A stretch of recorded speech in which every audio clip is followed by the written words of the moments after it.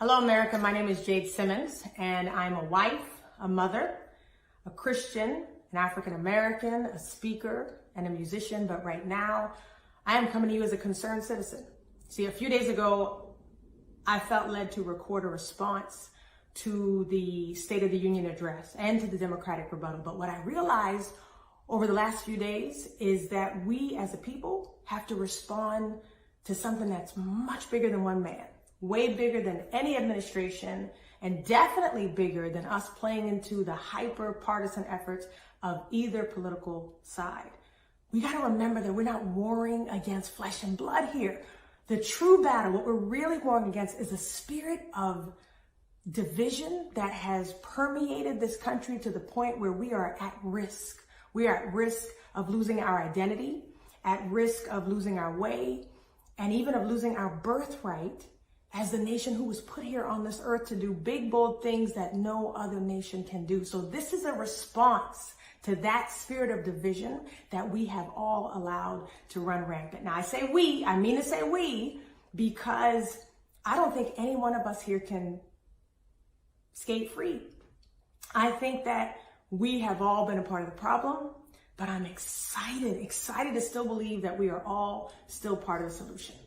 See, while we were busy buying into all these fake loyalties created by man, mind you, while we have been trying to convince ourselves that everything's black and white, when we know full well there's a lot of gray area to be considered, that spirit of division has been working craftily behind our backs to dismantle all our past progress, to completely obliterate any possibility of collaboration. And so now we find ourselves in the midst of the most polarized era ever.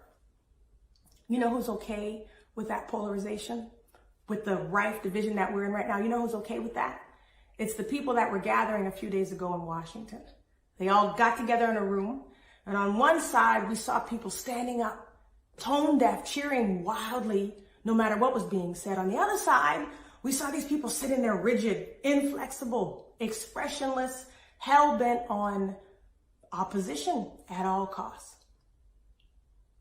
We're to blame for that, because for too long we've settled for allowing the people at the top of our political food chain, the people who are tasked with leading us, we've allowed them to continually put politics before the people that they serve. And don't be naive. Do not be naive. This polarization has been profitable for them. It has been profitable for them, but it's cost us. You don't believe me? It's cost us division in our homes, divisions in our families, divisions in our church, our schools, our workplace, division in our city, division in our nation. It's cost us division in our hearts. I, for one, am tired, so tired of footing the bill. You got to get tired of having your loyalties hijacked. How are you going to tell me that I cannot believe in border security while still daring to care about the people approaching the border? Can I not still continue to speak about them with respect and compassion? To not talk about them as if they're animals, but to see them as they are also children of God, just like me and you. We have to be tired of having our gender hijacked. You can't tell me that I'm not an independent, fierce woman who will fight passionately for the rights of other women while also still believing powerfully and unapologetically in the sanctity of life. Whether you call yourself pro-choice or pro-life, let me tell you, we are all pro-human. And because of that, there is a discussion, a conversation to be had that's not being allowed in this climate. We have to be tired of having our race hijacked. You can't tell me, you can't get me to believe that I can't want to demand justice for all of the black and brown people who've been wrongly killed by law enforcement while still daring to believe in the goodness of the many men and women who risk their lives every day to protect us. You can't convince me that I'm not tough on crime while also wanting to do something about the disproportionate amount of black men behind bars, or wanting to do something about helping people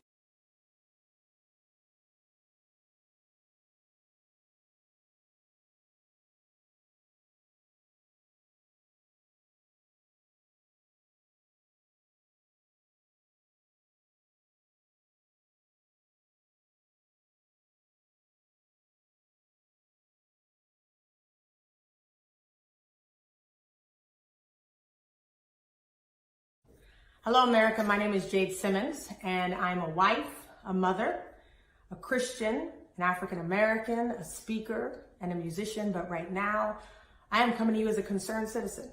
See, a few days ago, I felt led to record a response to the State of the Union address and to the Democratic rebuttal. But what I realized over the last few days is that we as a people have to respond to something that's much bigger than one man, way bigger than any administration, and definitely bigger than us playing into the hyper partisan efforts of either political side. We got to remember that we're not warring against flesh and blood here. The true battle, what we're really warring against, is a spirit of division that has permeated this country to the point where we are at risk. We are at risk of losing our identity, at risk of losing our way, and even of losing our birthright as the nation who was put here on this earth to do big, bold things that no other nation can do. So this is a response to that spirit of division that we have all allowed to run rampant. Now, I say we, I mean to say we, because I don't think any one of us here can skate free. I think that we have all been a part of the problem, but I'm excited to still believe that we are all still part of the solution. See, while we were busy buying into all these fake loyalties created by man, mind you, while we have been trying to convince ourselves that everything's black and white, when we know full well there's a lot of gray area to be considered, that spirit of division has been working craftily behind our backs to dismantle all our past progress, to completely obliterate any possibility of collaboration. And so now we find ourselves in the midst of the most polarized era ever. You know who's okay with that polarization? With the rife division that we're in right now? You know who's okay with that? It's the people that were gathering a few days ago in Washington. They all got together in a room, and on one side, we saw people standing up, tone deaf, cheering wildly, no matter what was being said. On the other side, we saw these people sitting there rigid, inflexible, expressionless, hell-bent on opposition at all costs. We're to blame for that, because for too long we've settled for allowing the people at the top of our political food chain, the people who are tasked with leading us, we've allowed them to continually put politics before the people that they serve. And don't be naive. Do not be naive. This polarization has been profitable for them. It has been profitable for them, but it's cost us.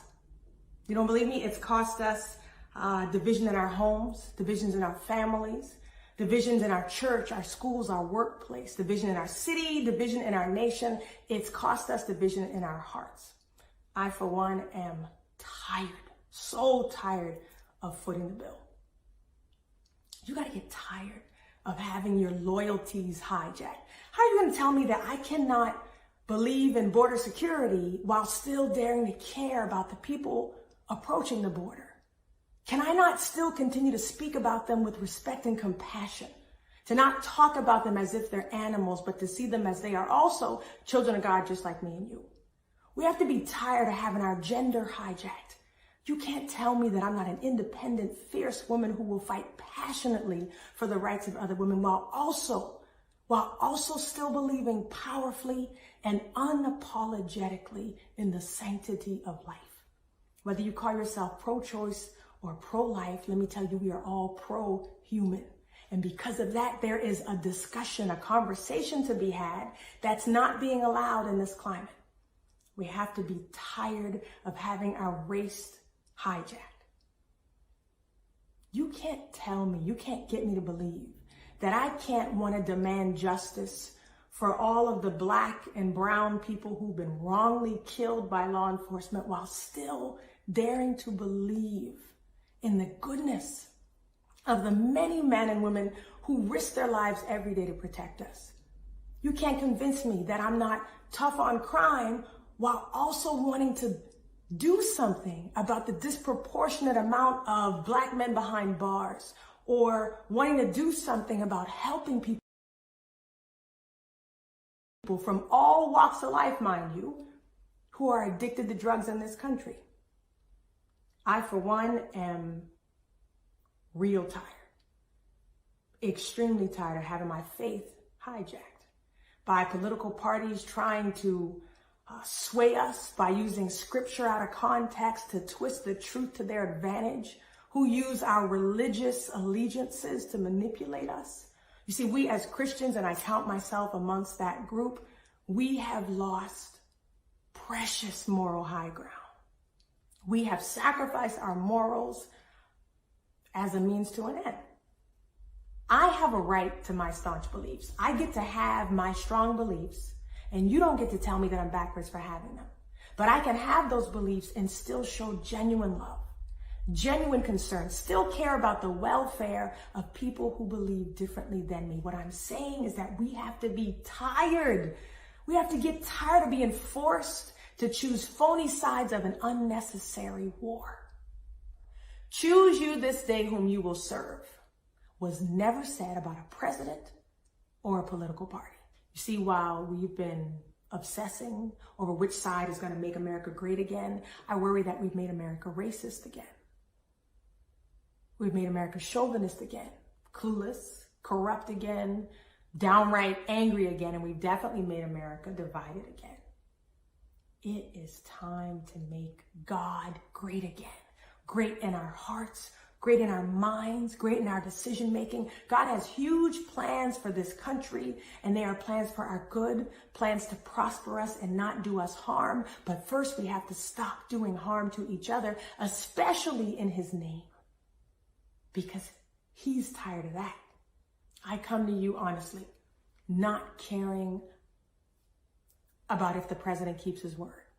I'm not even worried about whether or not with over 2.5 years of openly stoking division, I'm not even worried about whether or not he's capable of restoring unity, because I feel like the onus of restoring unity is on you. The onus of restoring unity is on me. And I know that I represent countless other people who have felt voiceless and underrepresented. We are a demographic that's not defined solely by our gender or our race. We are a demographic that's defined by being sick and tired of the division, sick and tired of having to settle for candidates who don't even come close to representing what we truly believe in our hearts. We are sick and tired of being held hostage by two political parties whose motives have clearly and severely been compromised. Let me end by daring you to rebuke this climate of division.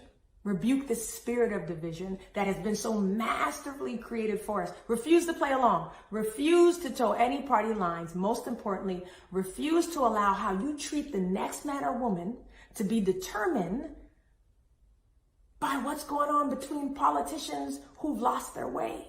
America, we are better than that. We are bigger than that.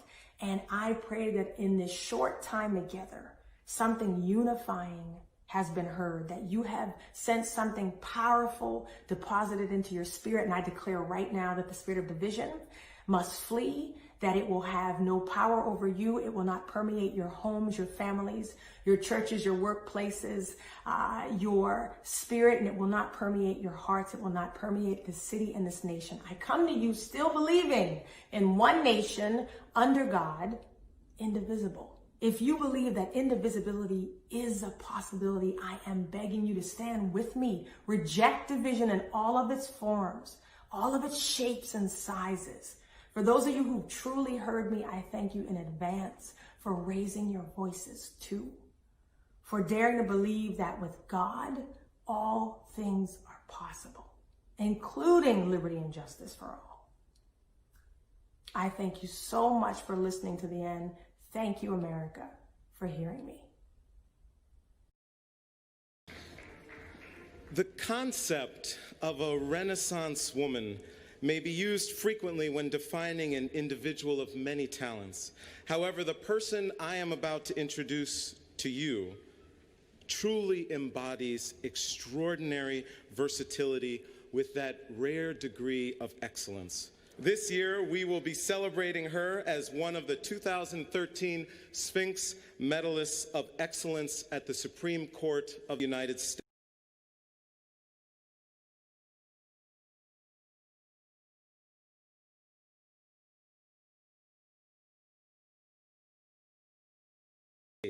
Ladies and gentlemen, please join the Sphinx Symphony joining the Sphinx Symphony Orchestra under the direction of Maestro Anthony Elliott. Let's give a Detroit welcome to this year's featured artist, Jade Simmons.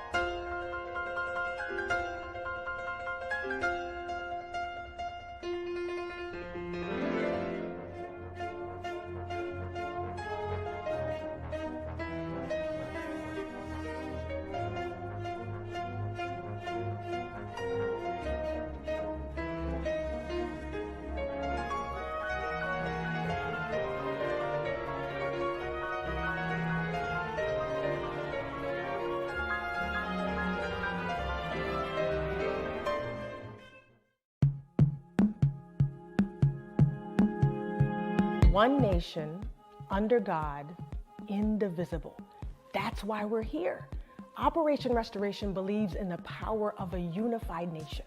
We exist to help our country return to our originally intended God-given identity. You see, right now we're a nation that's been interrupted in our quest towards becoming a land that is truly one where liberty and justice can be found for all. This movement only exists because of our current political system's inability to put the American people before party loyalties and its tendency to deny the truth in defense of power. The injustices that many demographics have endured without consequence makes it way too easy for those in power to continue to profit from pitting us against each other. You've got black against white, civilians against law enforcement, rich against poor, men against women. Listen, we claim to be the wealthiest nation in the world. But if that's really true, then we've got to be a nation that can afford to not profit from division that benefits those in power but costs the rest of us everything. If we're a wealthy nation, we're not going to go bankrupt when we give an inch, when we show empathy to those who believe differently, or compassion to those who walk out a different path than we do on this earth. If we're truly a wealthy nation, one nation under God, then we have to start trusting God's plan to prosper us and not do us harm, but we have to stop doing harm to each other in the meantime. I know that this is a nation on the brink of possibility. You see, while one side focuses on a man they hate, and while the man they hate focuses only on the people that love him, we've got a window of opportunity to change things. We have this moment in time to focus on the things that really matter, our families, our future. We have a chance right now to reverse the gross darkness that has fallen over this country. Dr. Martin Luther King Jr., he had a dream, but we have the chance to finally catch the vision. We have to begin to see clearly around the illusions that try to make us fear one another. We have to become deaf to the distractions that lie to us and tell us we don't have time to take care of each other. And we have to begin to see through this current era of confusion into our next new era of reunion. I see us being reunited with purpose, reunited.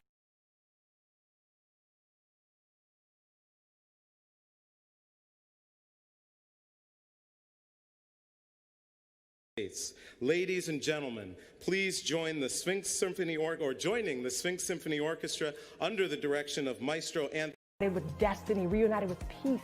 I see a more perfect union in our future if we choose it. You see, unity at the end of the day is up to us. While they may have forgotten that we are one nation, we have not.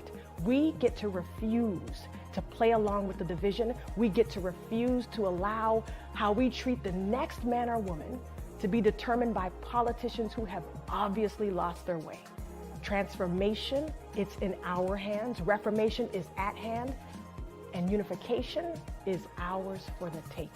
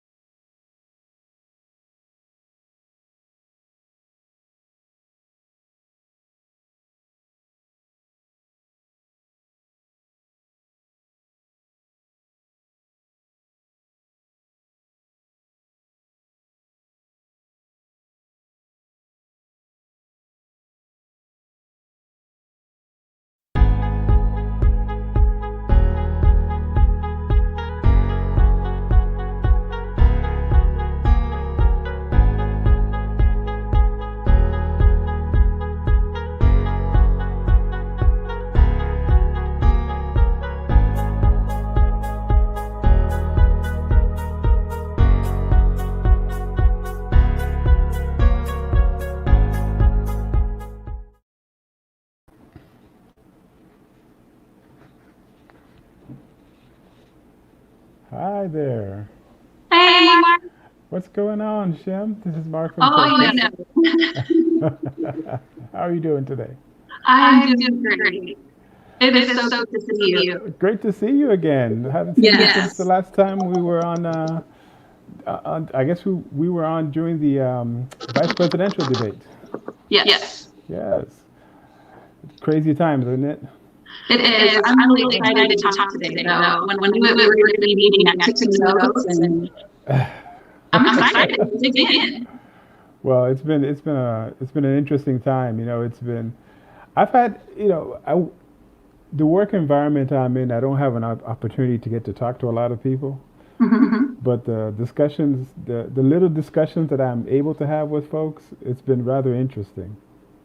So although I don't get to talk much about, you know, much politics because at our job they get particular about us talking politics on the job. Sure. But one of the more interesting things that I've had is a discussion with somebody who actually said these words to me. He said, my wife said to me, don't worry, let's just hold off and wait until November 4th, because by November 4th, the virus is going to go away. I have heard that exact same thing here in the Central Valley, California, where I'm calling from. I've been talking to one of my friends and family on different social media, and they all feel the same way. We have different parties and have different values or issues that are important to us. But we're all just saying the same thing. Counting down the days until November. How sad is that? Yeah. We live in such a country. Our elections and our president is something that we should look forward to and celebrate. And that's one of the reasons why I'm so glad to be talking about Jade Claudeliah today.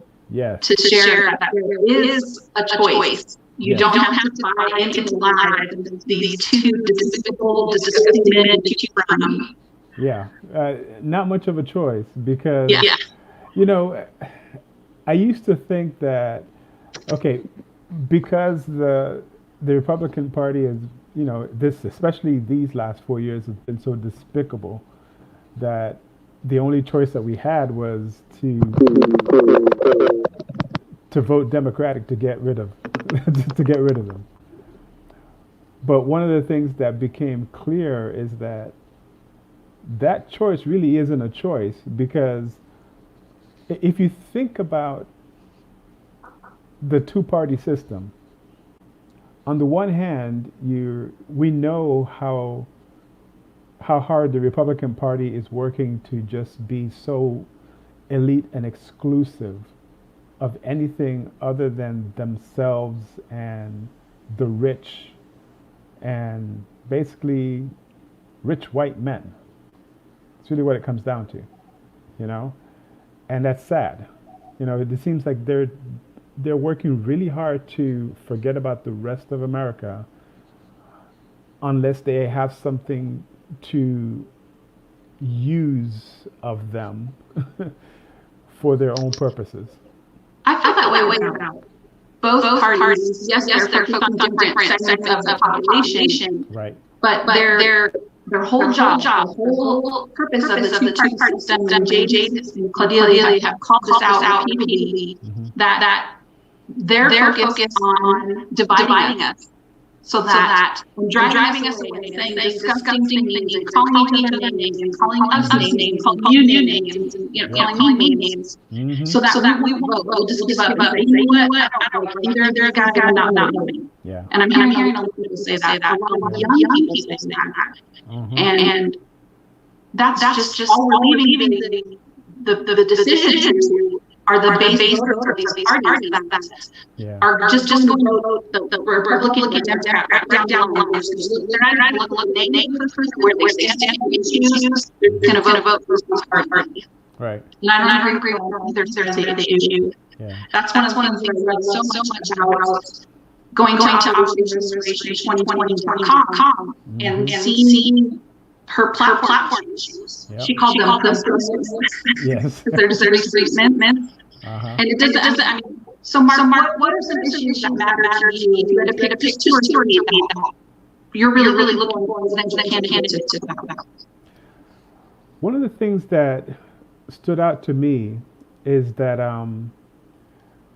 one of the most important things that Jade put out there that resonated with me is that she's pro-human. You know, how great is that? You know, Agreed. she's not, you know, pro this or pro that. She's just pro-human. You know, if every candidate of, that was running for office was pro-human, just think of how many things could be addressed across the board, regardless of who you were. I totally agree. Yeah.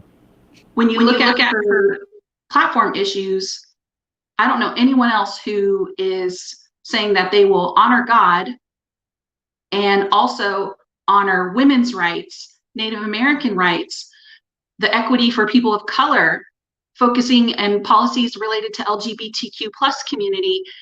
And this was also really exciting to me when I was reading her platform policy regarding empowering men and fathers and young boys to be men of character. That's really what you're talking about. That she's not just saying the words, oh, I'm human focused. She's got ideas, really practical ideas that resonate with everyone across the spectrum of our human American experience. And so when I laugh, I think about, the Republican candidate or president, he always talks about making America great again, but he's just made America hate again. And what Jade and Claudeliah are talking about is really tapping into what's great about America. It's all that diversity, and it's not pandering. I know she gave small Post-it note statements for the purpose of, to draw people in, but I would just encourage voters to go to that website and read for themselves. Because when I say the platform topic, reproductive rights, depending upon where you stand on that issue, that could be a trigger warning. That could be something that makes you roll your eyes or get angry or pound the table or just get up and walk away. But if that matters to you, go read about it.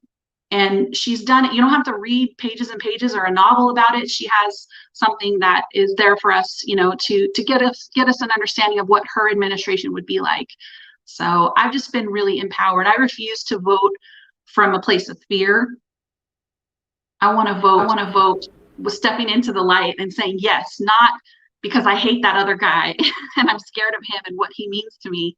I want to, maybe that, call me naive, but I really think there's a lot of people in our country that are looking for that unity, that message of unity and humanity that the Simmons-Roze administration would bring.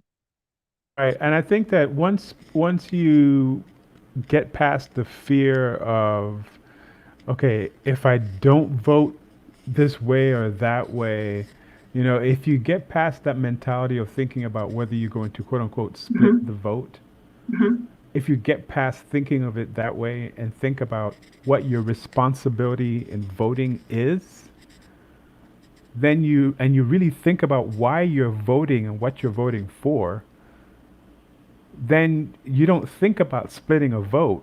You think about voting responsibly. Because if you really stop and pay attention to what you're voting for and not what you're voting against, or voting in fear of, exactly, then it makes more sense to, in a sense, what you're doing then is you're voting courageously. You're voting with the courage of your convictions.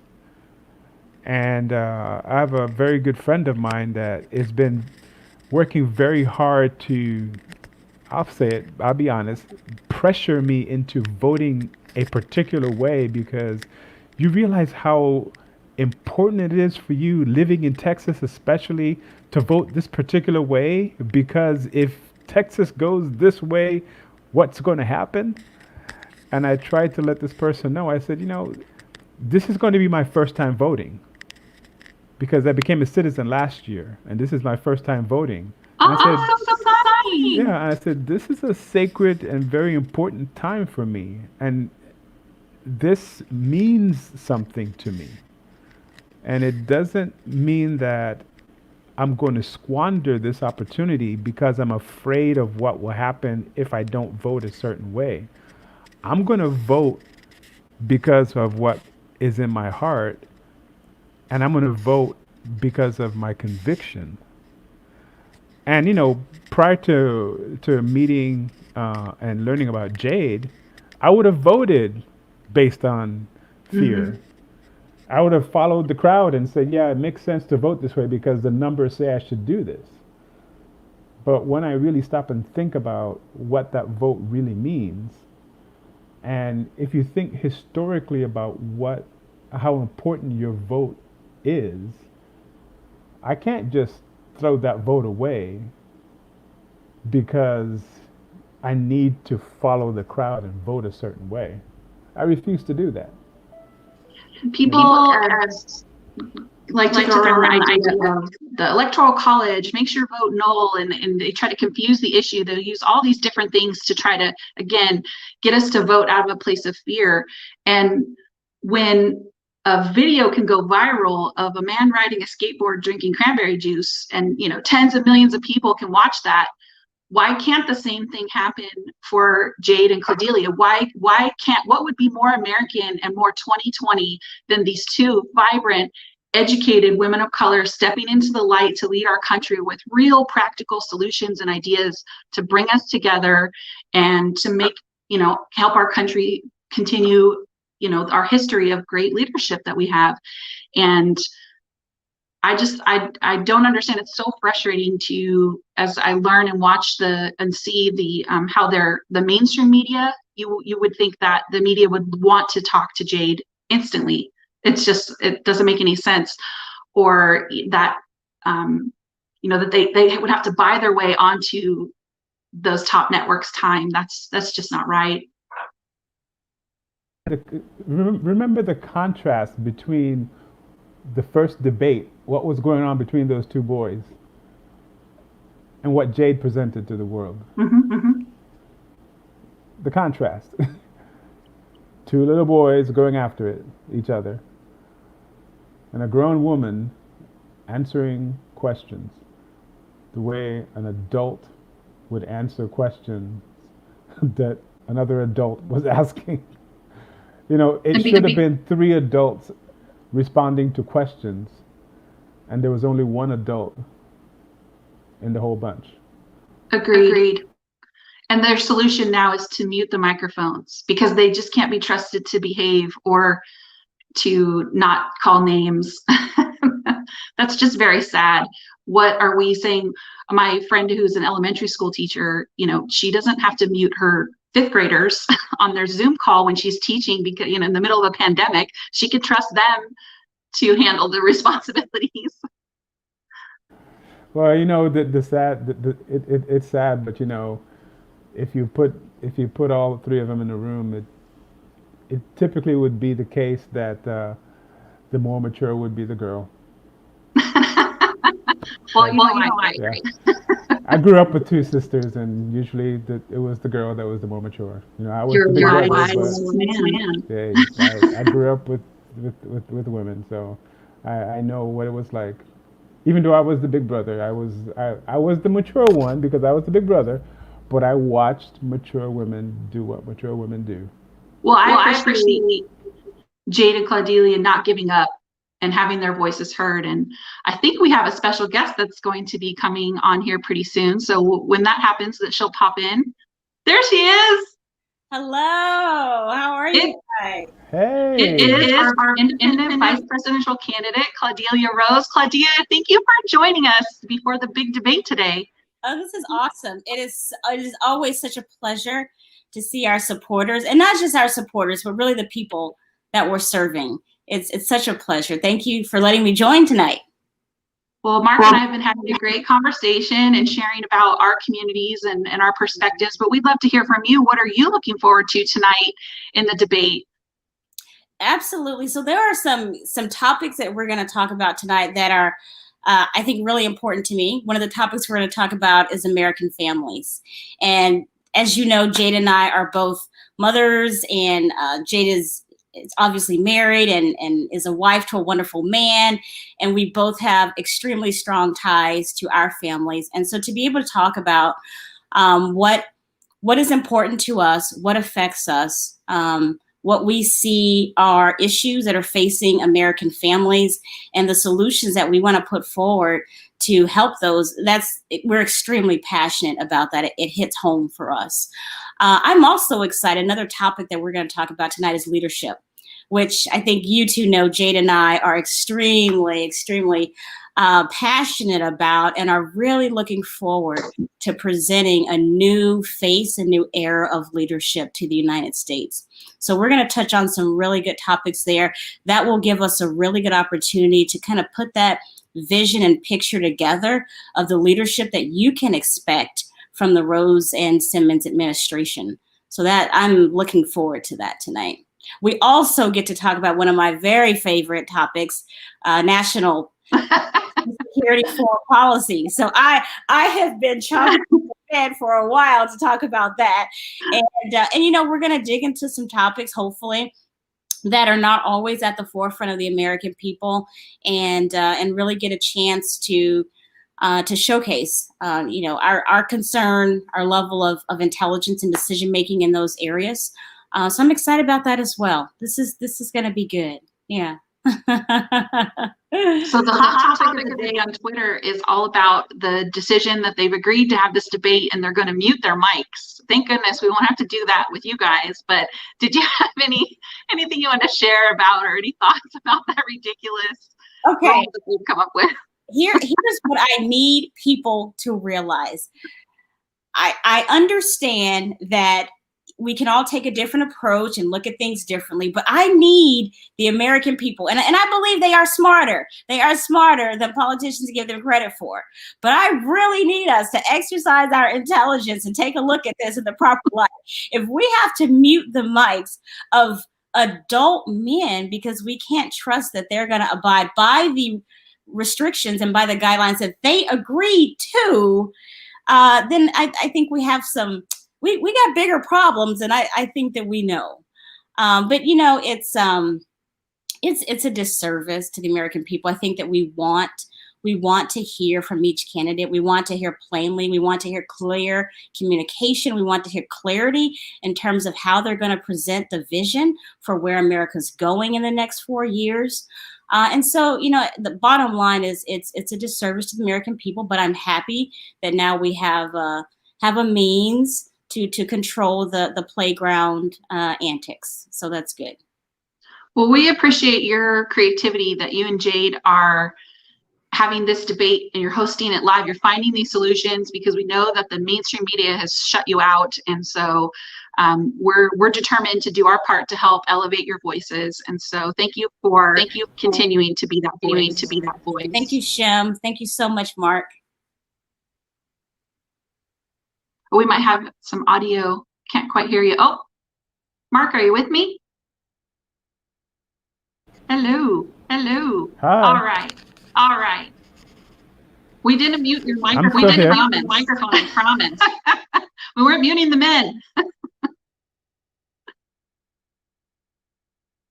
Oh no, I can hear you.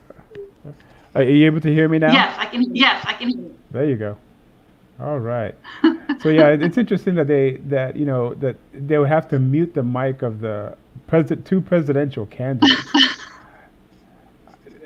How is that you have to think about muting the mics of the two quote unquote possible future leaders of the free world?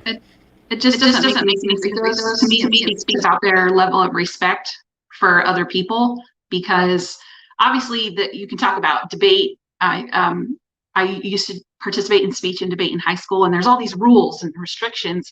And aside from that, it's just about being confident in your status and your answers and your platform and who you are and what you stand for. And when it's your time to speak, make the most of it, make it matter. And you don't need to shout someone down or put them down. I I don't respect that at all. So I'm really looking forward to hearing Jade and Claudeliah speak tonight. So that's going to be great. I know right now, my community in California and the Central Valley, we're under, our state is very much still shut down. And our governor has kept a tight lid on things. His response has determined that, you know, county by county, we're going to reopen, and people have a lot of strong feelings about that. Families are feeling the pressure of going into 7 months now of distance learning, and parents, you know, with a wide variety of economic and job availability, and the pressure that it's putting on them and their families. So there's a lot of stress and pressure, and I think that I want to hear from Jade and Claudeliah that they hear us, that they know what.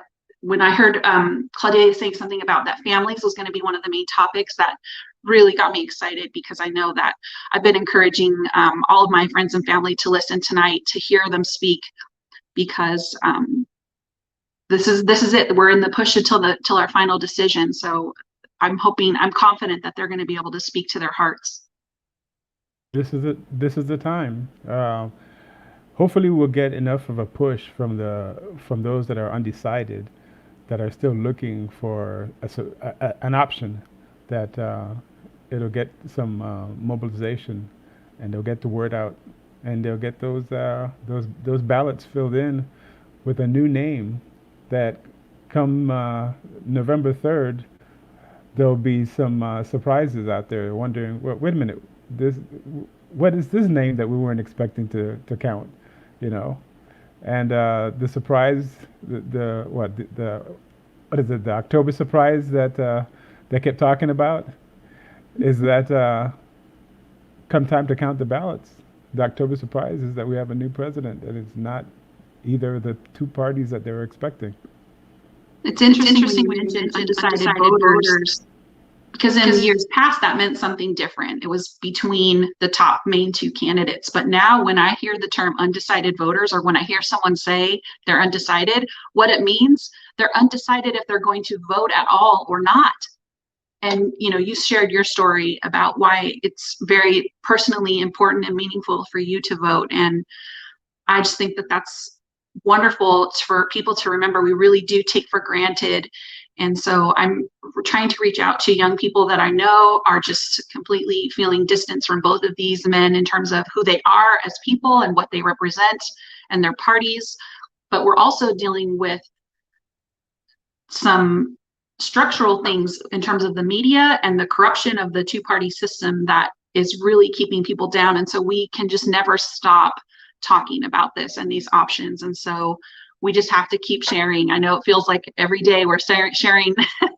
People are going to get tired of hearing about Simmons and Roze, but I'm never going to stop talking about it. Even after the election, regardless of the outcome, they have inspired me and opened my mind to having courage and being reminded that it's okay to be human focused, like you said.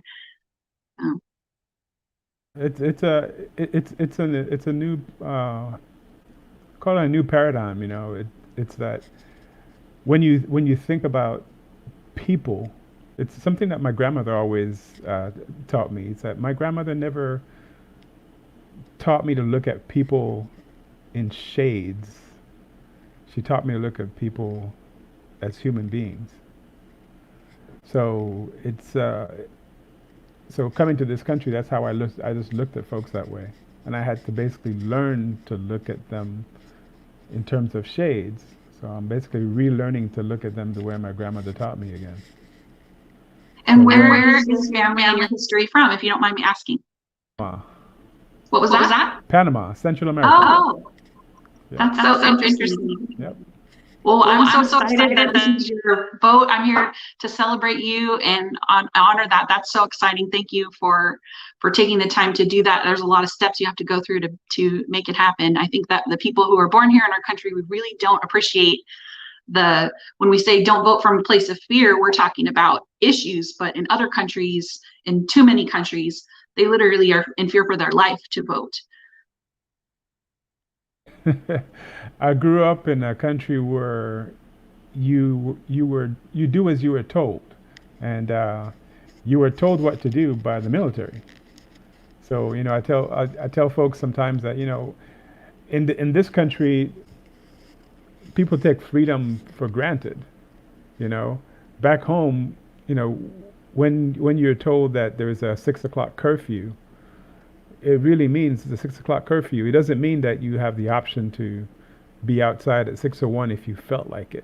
It means that at 6 o'clock you need to be inside, because there are consequences to being outside at 6:01 that you really don't want to test. And there's no recourse. There's no recourse. No. I grew up in an environment where there were times where you'd wake up, get up the next day or the next week, and wonder, hey, what happened to so and so? Well, he's not here anymore, or he's there's an island called Koiba, which is a prison island. And it's one of those islands, people don't want to go. You don't want to go out there, So when you grow up in an environment where the military is in control and you are told to do certain things, you get used to just doing what you're told. And so like, for example, when we have this whole issue with COVID, back home, men are allowed to be out on certain days and women are out on certain days, and that's just the way it is. So they were able to keep their numbers down pretty well because everybody is used to doing what they were told. Mm-hmm. So when we hear about folks here having the option, certain governments, regional governments will say, well, we suggest that you wear a mask, or we suggest that you stay indoors. Well, that's a nice thing to have suggestions, Some parts of the world, you're just told what to do for your own safety, and you believe it and you just do it. And in this country, you have a lot of freedoms, and sometimes those freedoms come at a price that if you choose that you want your freedom more than your neighbor's safety, you're not thinking about your neighbor as much as you're thinking about your own freedom. And there's a different way That's really good point. I really appreciate you sharing that story. That is such a great way to end our talk tonight. Would really, if we could all just, pray on it or think about, what does our freedom mean to us? What does America mean to us? What are we hoping for? Not what are we afraid of? What do we want? What do we hope for? What do we pray for? And let's vote from that place. So I hate to cut off. I want to talk. I could talk with you for hours. We're going to talk offline. So thank you, Mark, for coming on and chatting with me. I'm from California, you're from Texas, and we have these wildly different perspectives. What was that? I grew up in Northern California. Oh, you did? Where at? San Jose. Oh, okay. Yeah. Yep. It's about 45 minutes from here. There you go. All right. Well, we're going to turn it back to Jade and Claudeliah. They're going to take over and participate in the debate. Thanks, everyone who's watching live. We hope that you found this entertaining and informative. And remember to pray on it, think on it, and vote from a place of hope and not a place of fear. Good night, everyone.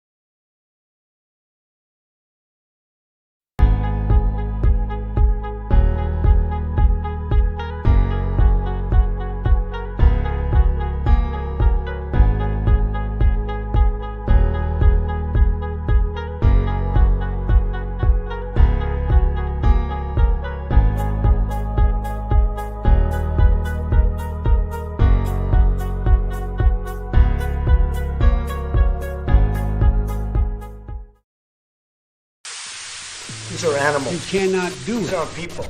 What if you weren't really seeing the whole story? What if we're not trapped, but we're being reminded of how precious liberty really is? What if in the midst of all the darkness, we're getting a chance to shine brightly together? What if we weren't really divided? What if we were becoming united again? Let's tell the whole story of who we really are. The America, where we learn new things together, where we build new things together, where we are revitalized, redeemed, and restored. I'm Jade Simmons, and I'm running with you so that we can finally become who we've always said we've been. One nation, under God, indivisible, with liberty and justice for all, for real. I'm Jade Simmons, a candidate for President of the United States, and I approve this message. Good evening, everyone. I'm so excited that you're all here. Happy that everyone has taken this opportunity to practice your democratic right to hear from a candidate who may not be one of the media favorite candidates, and their vice president, Claudeliah Roze. So my name is Chad Downey, and I have the privilege and the pleasure of being your moderator tonight. And I'd like to welcome everyone to this space. I believe that this is going to be a time where you're going to hear a lot of good information, a lot of good insight. I also think it's a time where you're going to be hearing some peaceful and mature conversation on where this country can go and where we can go as a culture and as a people. As a reminder, independent candidates are not allowed to participate in the presidential debates that are being watched on the major networks. The major parties have come together for a memorandum agreement barring independent candidates from participating in the conversation. So that's why we're here tonight. That's why we're here to really give you the opportunity to hear from candidates that have something fresh, something new, and something that is pivotal in the direction that America is going to go. Tonight, presidential candidate Jade Simmons and her VP running mate Claudeliah Roze will be answering the same questions based on the same topics as the presidential debate with President Trump and candidate Biden. The 6 debate topics that will be covered tonight, both in the major candidate conversation as well as the one that we're having here tonight, will be fighting COVID-19, American families, race in America, climate change, national security, and leadership. And without further ado, I'd like to introduce independent candidate Jade Simmons. And I'll start by giving you a little bit more background. I'm sure pretty much everybody is familiar with her greatness and with her awesomeness. But for those of you who are fresh to the scene, let me just give you a little bit of background. 2020 independent presidential candidate Jade Simmons has led a life marked by innovation and reinvention.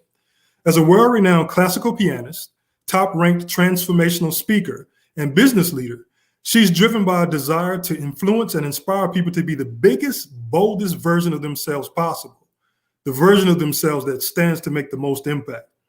She intentionally partners with purpose-based companies and organizations that have a track record of prioritizing the people who work for them and the customers they serve. From kids to corporate, with leadership, college audiences, women's arts, groups, and faith-based programs in between, the result is always the same. She gets people to bring more of themselves to every single table, every single time. She'll do the same as president, fostering a new era of purpose-based public-private partnerships, unlike the merely one-sided transactional deals we're currently used to. She believes America has a unique calling and a powerful destiny. She believes in America First policies, but not in isolationist practices that keep us from being the true world leader we were destined to be. Please, let's all welcome President Jade Simmons.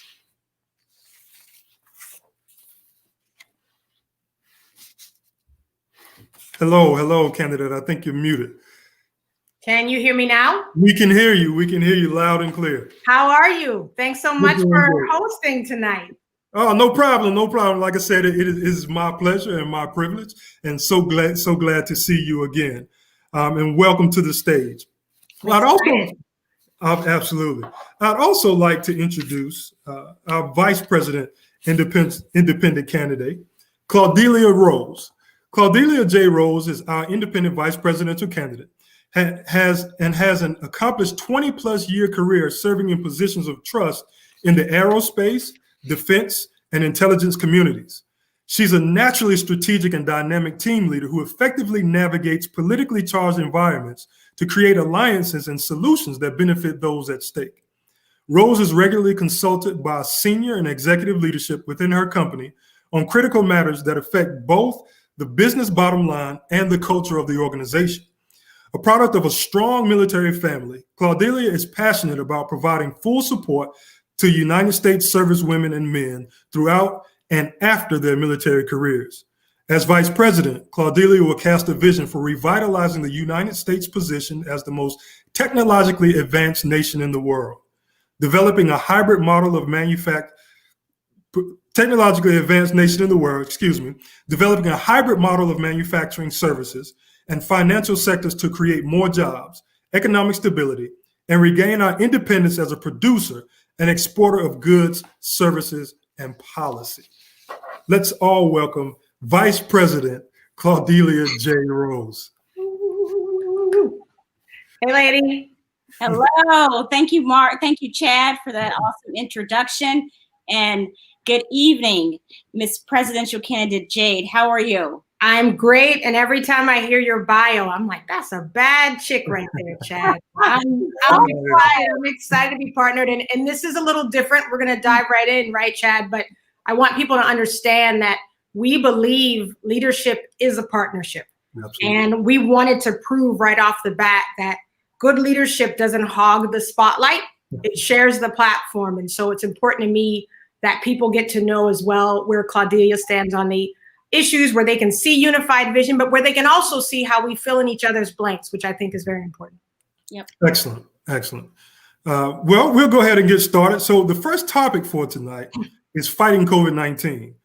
And the first question is, how would you lead the country during this next phase of COVID-19?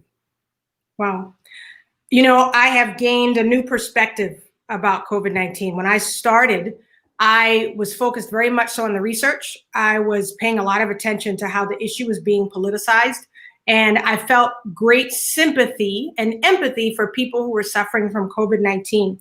But I didn't understand it from a personal perspective. Now I do. What we have not announced to this point, Chad, is that I have been in quarantine after recovering from COVID-19. So I now know more than I ever wanted to know about this virus. And I'll probably end up doing a whole other live on the topic, what I've learned from COVID-19. But one of the big things that I saw over these last few weeks of recovery is how many holes are in our testing and tracing system. Before I knew about the virus personally, I've been saying we reopened too soon. So what would I do differently in this next phase? You know, one of the things that I warned against is we were going to be looking at another partial shutdown because we didn't stay shut down long enough. My emphasis right now would be on bolstering our testing and tracing. I can tell you from personal experience, testing and tracing is not in place. While I was tested, it was important to me living with my family that I know exactly when I was negative. So I went back for a second COVID-19 test after about 2 weeks of being quarantined and was shocked and I thought I was getting a free test. I thought it would be 24 hours. And I was shocked to find out that the CDC no longer requires a second test that is negative. And the restrictions have been relaxed greatly. As long as you're feeling better, if you haven't been on medicine for a few days, go ahead back to regular life. You can pretty much trust that you're okay. And I said to the woman, that's not good enough for me. I live with my husband and my kids. I need to know that I'm no longer contagious. I don't have the virus. But because the CDC no longer requires that, insurance companies no longer pay for your test to determine that you're negative. I ended up paying $200 that day in a line that I thought was going to be for free testing. And because I needed expedited results, I paid extra for that. I can tell you there are thousands of Americans that have left that same line I was in because they could not afford to know for sure whether they were continuing the spread. I was also never contacted by any authority to find out whether or not I was obeying quarantine, following restrictions. I could have gotten on a plane if I wanted to. Nobody would have known any different. I could have contributed to the spread. I will say lastly, one of the main things we'll have to do now moving forward, bolster testing and tracing. We also have to make sure that we're creating jobs as we are also shutting down even further, which is what we're going to see now organically. Nobody's going to have to shut us down. We're going to organically have to shut down, because one of the things we're endangering are our medical frontline workers. We have put them at greater risk, not just physically, but also mentally. We're looking at an impending mental health epidemic because we have not given them time to recover from the first and second waves. So you'd see me bolstering support for frontline workers, and you'd see me creating new jobs by way of bolstering the tracing capability. What I was saying is, no one has ever called me to see if I'm out and about obeying restrictions. I know that I contracted it from a friend here in Houston who went to a public gathering. At that gathering, people were lax. They weren't all participating in masking or in social distancing. And because we have relaxed the way we have been treating COVID-19, we are seeing that uptick. So you would see hard measures, but one that also think about the long-term sustainability, creating new jobs by bolstering tracing so that we know who's sick and who's not. And I put back in place the mandatory second test to know for sure that we're not contagious. Thank you. Thank you. So follow-up question. So we're in a space now where President Trump has promised that there will be vaccines almost immediately. He's been pressing for them by Election Day. He said certainly by the end of November, and has just pressed that he's going to have them ready quickly. What are your thoughts on how to convince people to take these vaccines and that these vaccines can be trusted? I would not convince people to take them because I do not believe they can be trusted at this point in time. The medical advisors that I have been working with have the same concerns. And I checked in with people on all sides of the aisle, all parts of the political spectrum, to make sure that my viewpoint wasn't skewed by politics. And the same suspicions that I had as a layperson were confirmed by the medical community, which is the average testing for these vaccines take up to 18 months to 24 months. You want a success rate. Right now, even 1 in 10,000 having an adverse effect would be considered unacceptable in the medical community. Yet right now, we're averaging about 10% having adverse effects from these test groups, which means that speed, once again, we're prioritizing speed. We did it the first time. We're looking to do it again. When we prioritize speed, our people lose in the long term. We look like we're doing good in the short term. We lose people in the long run. So what I would encourage people to do is do their own due diligence, watch the research. Happens to be very politically expedient that we're being promised a vaccine this close to elections. Both sides have politicized this issue, and because of that, it has eroded trust in our government. So a follow-up question to that, we've seen, especially in the Black community, that a lot of times, especially poor Black people, are on the front lines of the pandemic. With that, there's a tension with Black people participating in clinical trials. And it's become a challenge to where Black people are often on the front lines, have to take public transportation, can't work from home, and things of that nature. So what can you give us just some of your feelings about Black participation in clinical trials and whether or not you would encourage participation in clinical trials? We have to be honest about the history we have in our nation. You can go all the way back to the Tuskegee experiment and see why Black people have some skepticism about participating in trials. You can also see that that suspicion was increased during COVID-19. We can call this a coincidence, or, and some people are probably calling it a conspiracy theory, but there is some argument to be made for the fact that we seem to be very much so okay with loosening restrictions and opening back up once we saw that minorities were at the greatest risk. Now, that's a controversial topic. It's a controversial thing to say, but part of my job here is to keep it real and to say what people are actually thinking so that we can address those issues, suspicions, and fears. And so again, we have created a crisis of misinformation because we as the American people have allowed ourselves to be underinformed. We know it and we still allow it. I remember commenting on that memorandum agreement, Chad, and someone saying, I think it's a good thing because third-party candidates are going to confuse everyone. This person was saying, I think it's a good thing that we are having information kept from us. I don't want to know what the options are.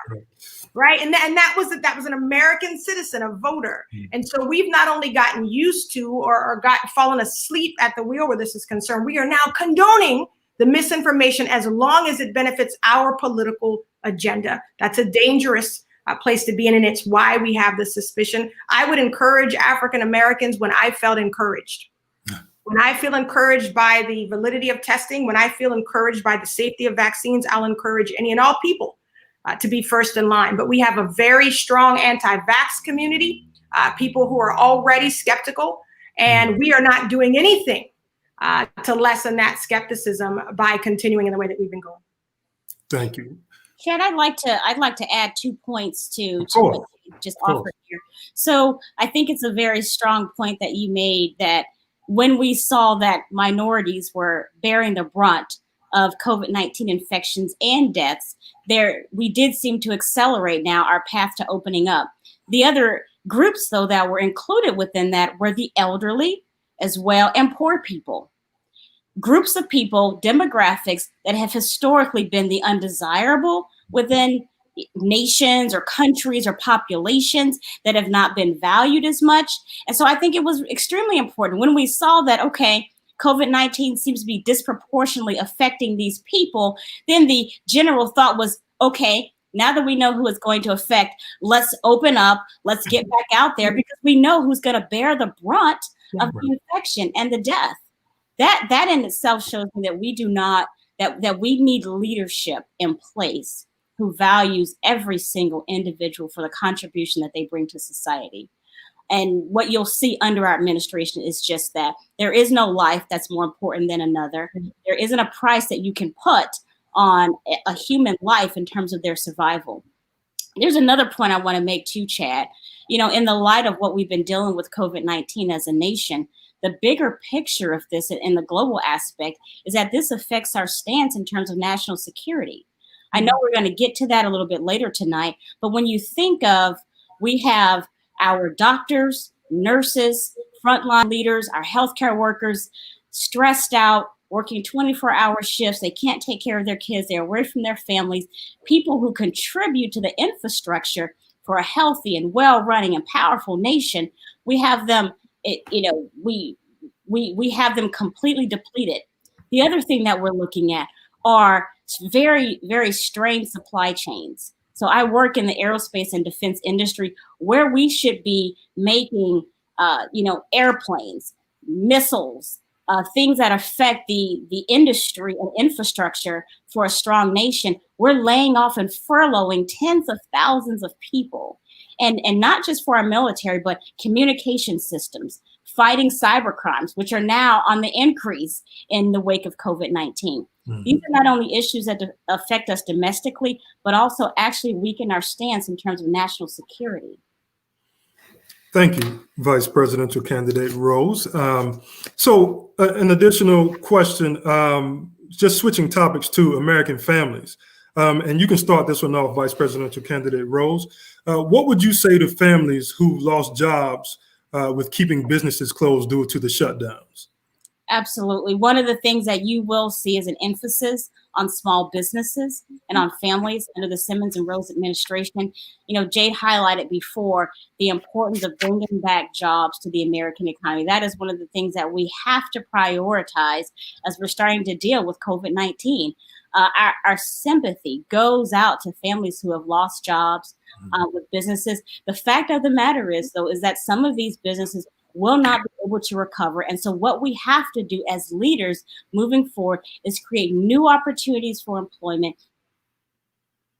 new opportunities for training, so that they can recover and find that next career for themselves. And this doesn't only include families who've lost jobs. We have a whole generation of young people who are now in college, will be graduating, and we have to do the same for them, offer assistance to them to now pivot to what that new career is going to look like moving forward. That's good. I'd like to jump in on that one as well. Clarity is so important. Understanding the actual issue and the underlying issues are something that we skim over as a nation. You know, even the way that that question is phrased, I know these are the questions coming to us from the actual debate. It says, what would you say to families who lost jobs, but from keeping businesses closed? It's not the only reason they've lost jobs. They've lost jobs because small businesses, true moms and pops that make less than $1 million in revenue annually were, pardon my French, screwed over in the first stimulus package. I'm one of those small business owners. I know what it was like to have to get real creative to figure out how you were going to make payroll. I know what it's like to prioritize your pay cut first, to take the first pay cut, you take the biggest pay cut. I know what it's like to stretch minimum wage to $18 an hour when only Texas requires $7.25, because we believe in the power of prioritizing people over profit. And what you saw is people were not prioritized over politics. You saw big stimulus bills that were packed so full of pork on both sides. Each side knew that the chance of getting those bills through was rare. Instead, they used those bills to pump their fists and pander to their people, well knowing that solutions were going to be far away into the future. You even see now, this stimulus should have already gone through. What do? We attach it to the election.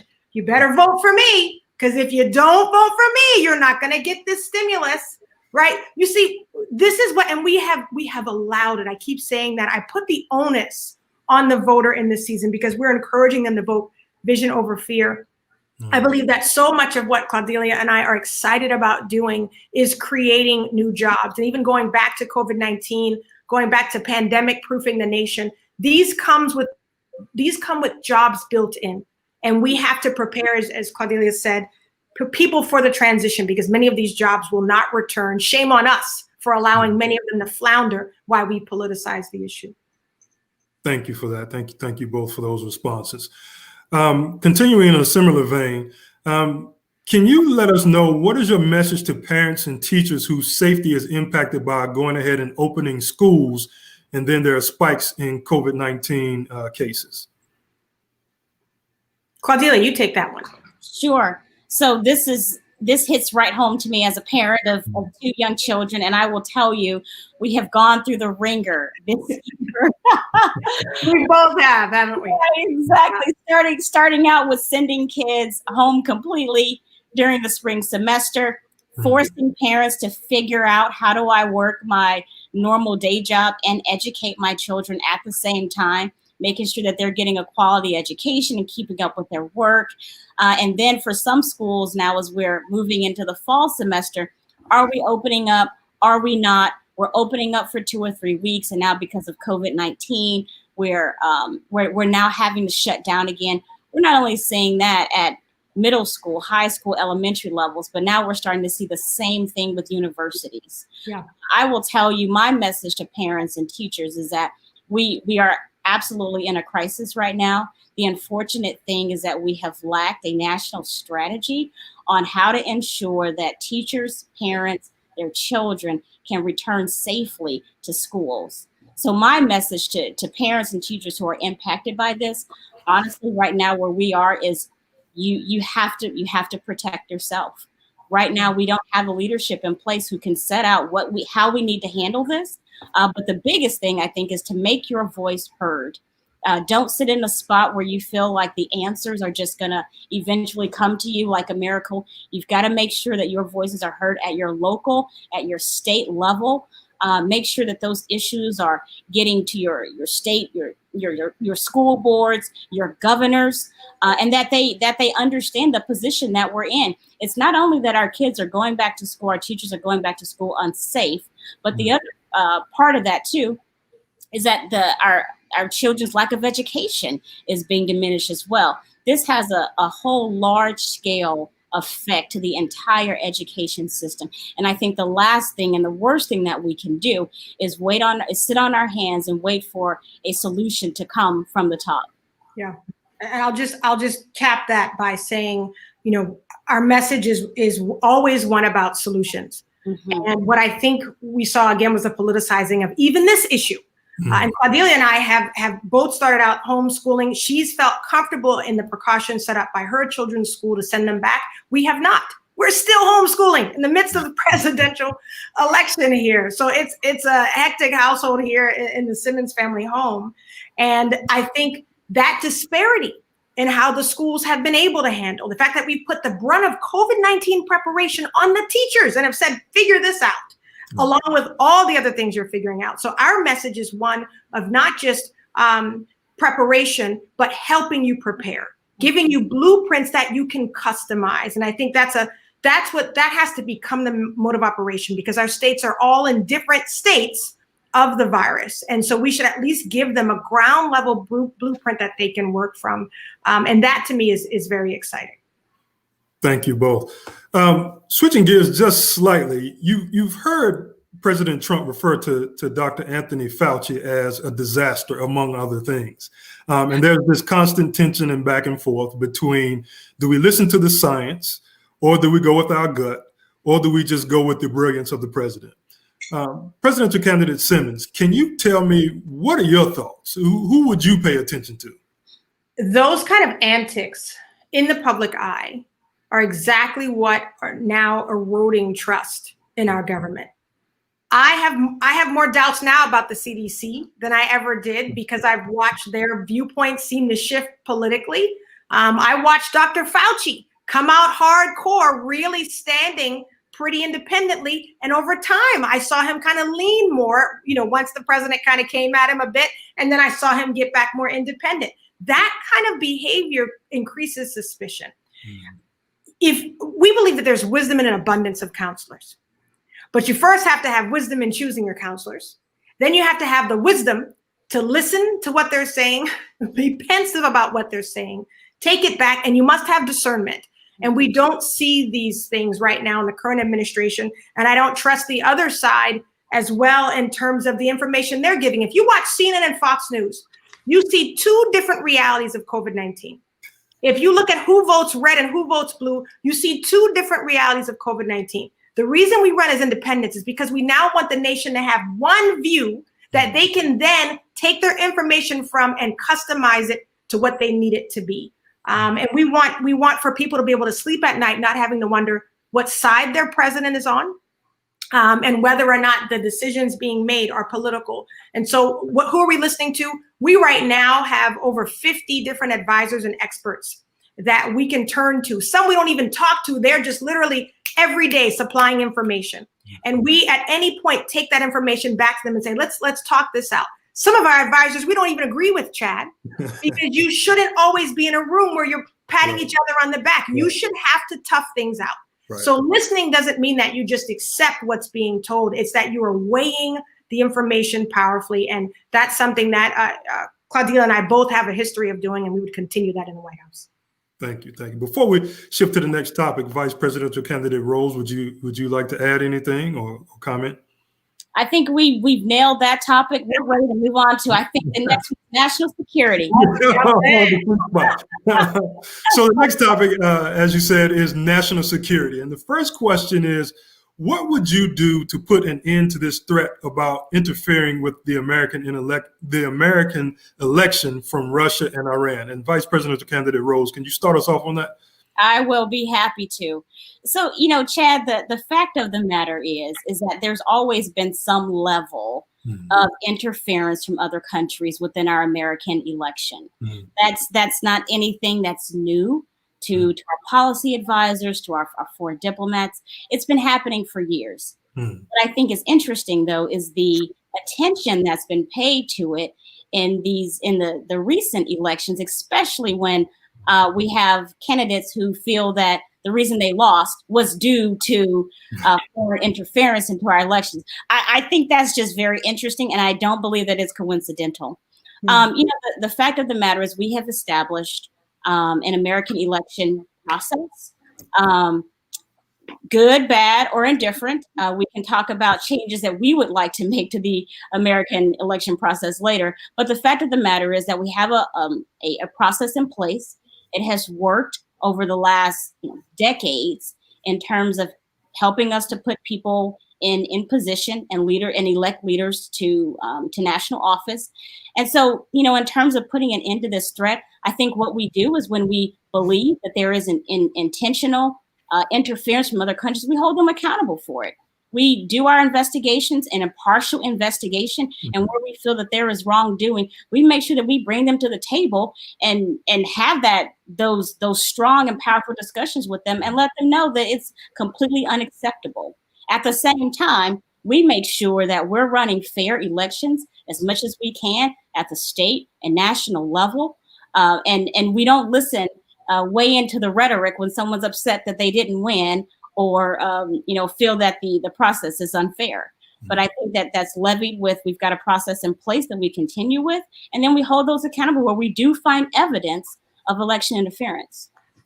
Yeah, I'll piggyback on that, Claudeliah, because I just want to put on record that for at least the last month, we've been saying, keep your eyes on Iran, keep your eyes on Iran, that we've been distracted, rightfully so. COVID-19, racial civil unrest, a lot going on in the United States right now.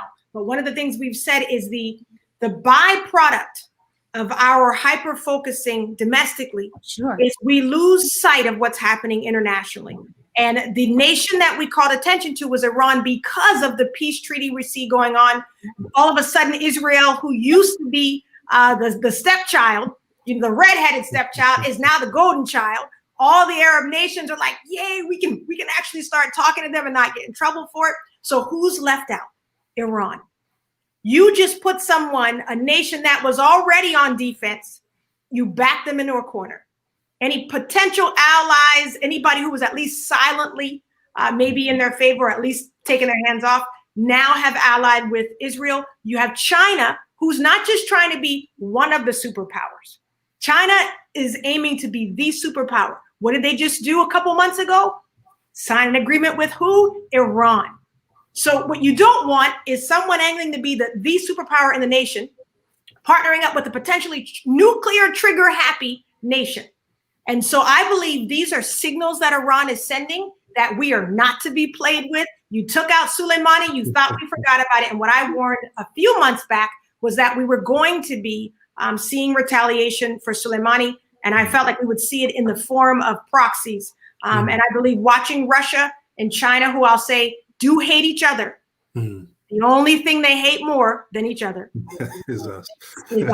So we need to be paying pretty significant attention to what's happening internationally. And we are doing that in the Simmons and Roze planning already, even in the transition. Our top priority is national security and making sure that nations know when we transition power, don't get it twisted. It's not a time to test us, that we have our ducks in a row. We're paying attention.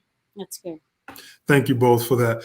So in line with this topic, what would you say to voters who are currently a bit fearful that their votes will be counted because of interference from Russia or Iran? How would you encourage voters to continue to vote and trust the system that we have in place right now? So I think maybe more than Russia and Iran are the stuff we've got going on domestically. You've got good old fashioned Americans burning ballots at ballot boxes. You've got the California Republican Party admitting to putting out false ballot boxes, labeling them as Republican only ballot boxes, and doing what we call hoarding votes. So Russia and Iran, yes, they are issues, but Russia's been an issue, as Claudeliah said, for pretty much for every election, right? So what we have to pay attention to is what's happening on our own streets. What we have faced, Chad, is candidate suppression, which we also believe is voter suppression. We are taking to court Texas and Indiana as we speak for trying to keep us from being an option to the people in these states. And we've had to pick and choose because we could have at least taken about 5 different states to court, but we had to prioritize, and we did that based on electors where our supporters were most vocal. But that's also candidate suppression.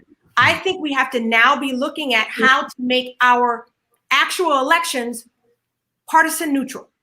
Gerrymandering, that's a party issue. Imagine having a third party, meaning non-partisan party that comes in and draws our district lines based on, I don't know, geography, right? Imagine if you had these very common sense reforms that came in where corruption wasn't allowed to abound. I'll say this to the American people, be very careful when you're okay with corruption because it's currently benefiting you and your party. Because at some point, the pendulum will always swing the other way.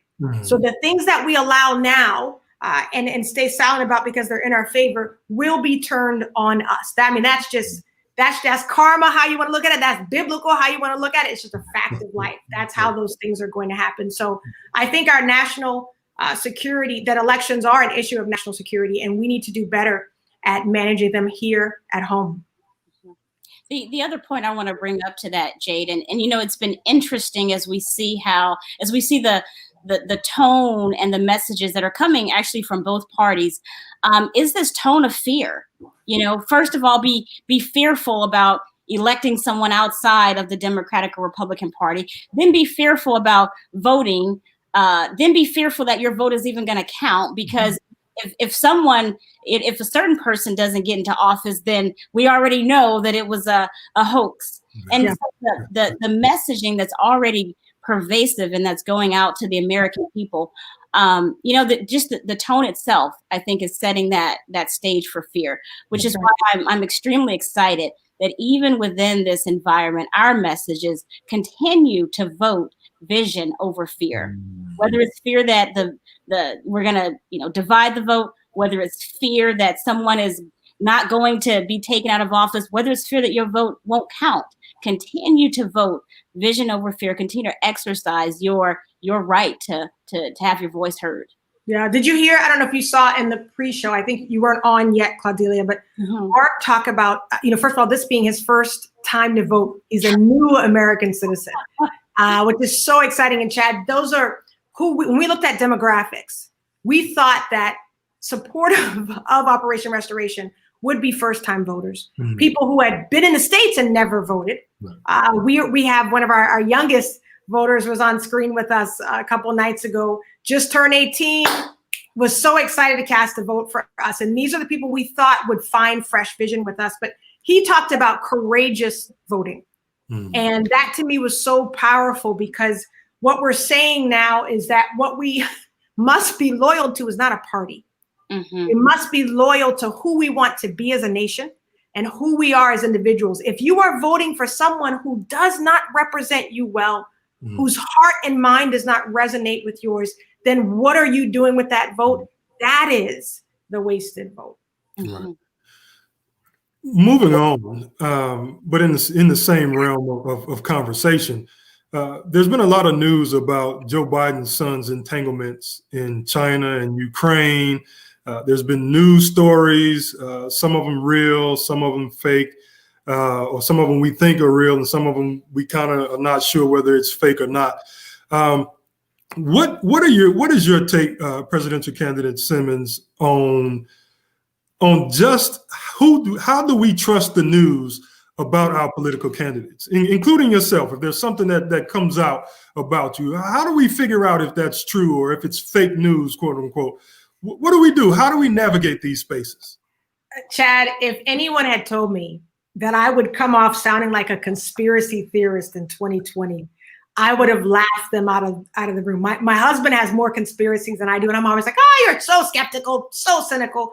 And now I'll tell you, I used to side-eye the president when he would talk about fake news. But listen, we have had a crash course in what we call having narratives forced down our throats. What I think we must pay attention to is not just the story that's being brought to you, but the story that's not. Even more so than what's happening with Biden's son, I still really want to hear from Tara Reade. How come in an age of Me Too, we don't at least hear the story? In an age of listen to victims, we didn't hear her. What we found out, that even Me Too, that seemed like such a powerful force, has to be questioned, because now we find out that the head of Me Too works with the Biden campaign. You see, these are the types of entanglements, again, domestic, that we need to get suspicious about. When the media has an actual act, a Fair Coverage Act, that they're supposed to give all candidates equal time. I know you can't give all 1,214 presidential candidates equal time, but at least the top 3 or 4 who've been here for 10 months releasing policies and proposals, right?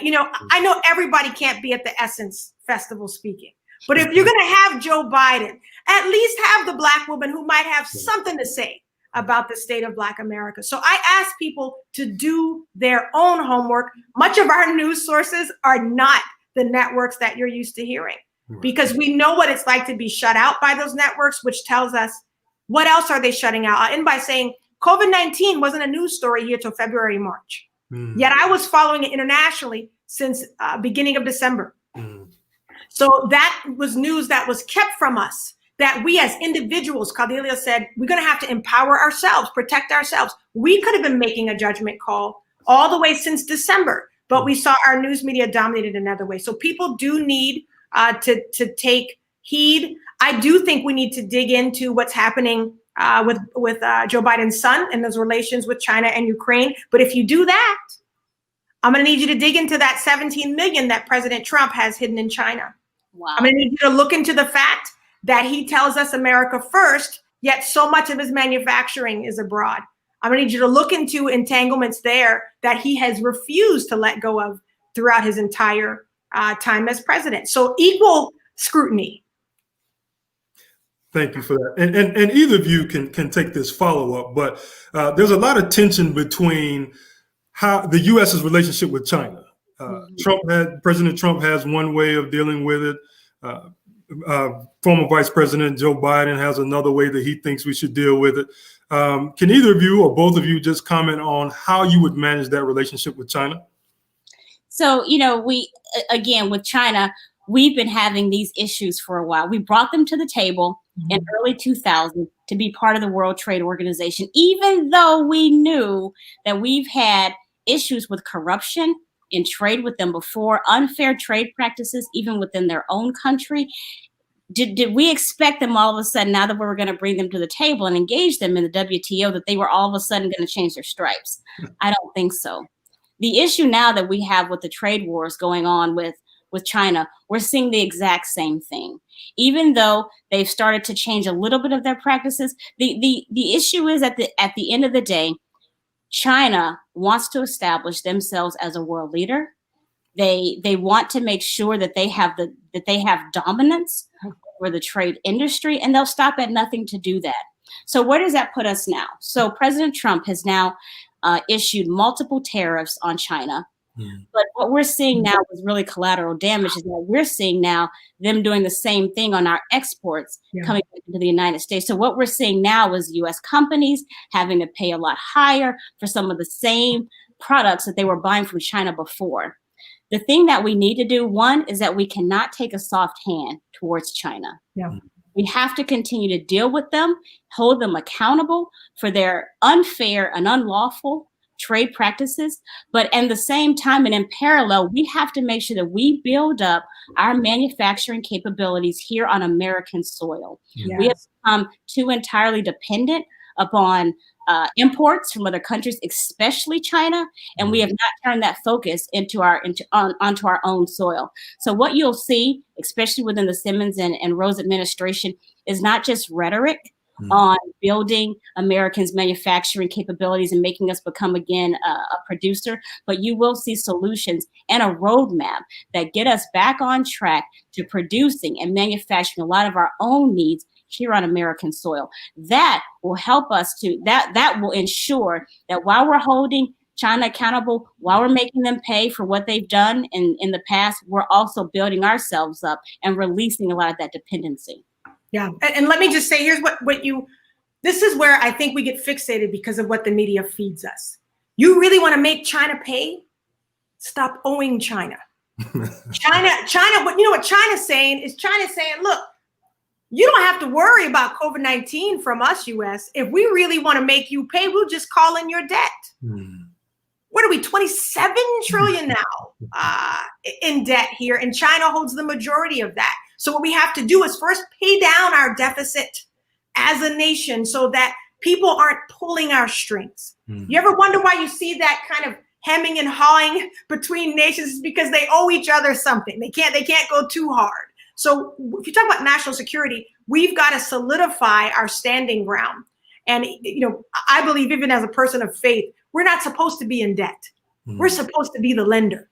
So we talk a lot about making ourselves again a producer nation. Claudeliah touched on the need to bolster manufacturing, which means we have to block what China is doing in the South China Sea. And because we were soft on what they did in Hong Kong, they've got their eyes on a Taiwan, on a Singapore. It's like, they didn't really come for us hard there. And if we allow them to become the dominant factor in the South China Sea, which they are testing our resolve there, what then happens is they can begin to have the monopoly on technology, software, our processing. And that's something we can't afford. So one of the ways you make China pay is you make the US dominant again in these areas. It's not by dropping out of the WHO, because the World Health Organization, the funding we give to them helps poorer nations defeat COVID-19. If you don't help developing countries beat COVID-19, you're just putting a bad forecast in your future, because you're going to have travel coming from these nations. And you're going to see a fresh outbreak if you don't handle it. When we moved ourselves from the WHO, guess who jumped in? China. They said, hey, we'll take that spot. And here's a nice fat donation. The WHO was already too close in bed with China during this pandemic. And we just allowed China to become, the granddaddy of the organization. So it's not just about pulling out of things to look tough. We have to make sure we're not taking away our own seat at the table, where we should be helping to write the menu. Thank you. Speaking of national security, there's always the specter of North Korea. And President Trump has had his way of handling it that was different from what we've seen in the past. Some would say it still wasn't successful. I assume many would say that. Give us a couple comments on how you think you should respond to North Korea, and either or both of you can respond. Claudeliah, you want to start? I will start with this one. One of the things that I think is interesting for the Roze and Simmons campaign, and that I think people may approach with a little bit of hesitancy, is how strong we will be in handling some of these international conflicts. One thing that we put into our position on national policy is handling it with a little bit of grace, but also a whole lot of grit. The fact of the matter is, with North Korea, they still have not come true. They still have not been compliant in the regulations that we've set for their nuclear policies. We've danced around it for years, but the fact is that they still have not come clean on what they're doing in terms of nuclear power and the testing that they've been doing over there, the building up that they've continued to do of their nuclear capabilities.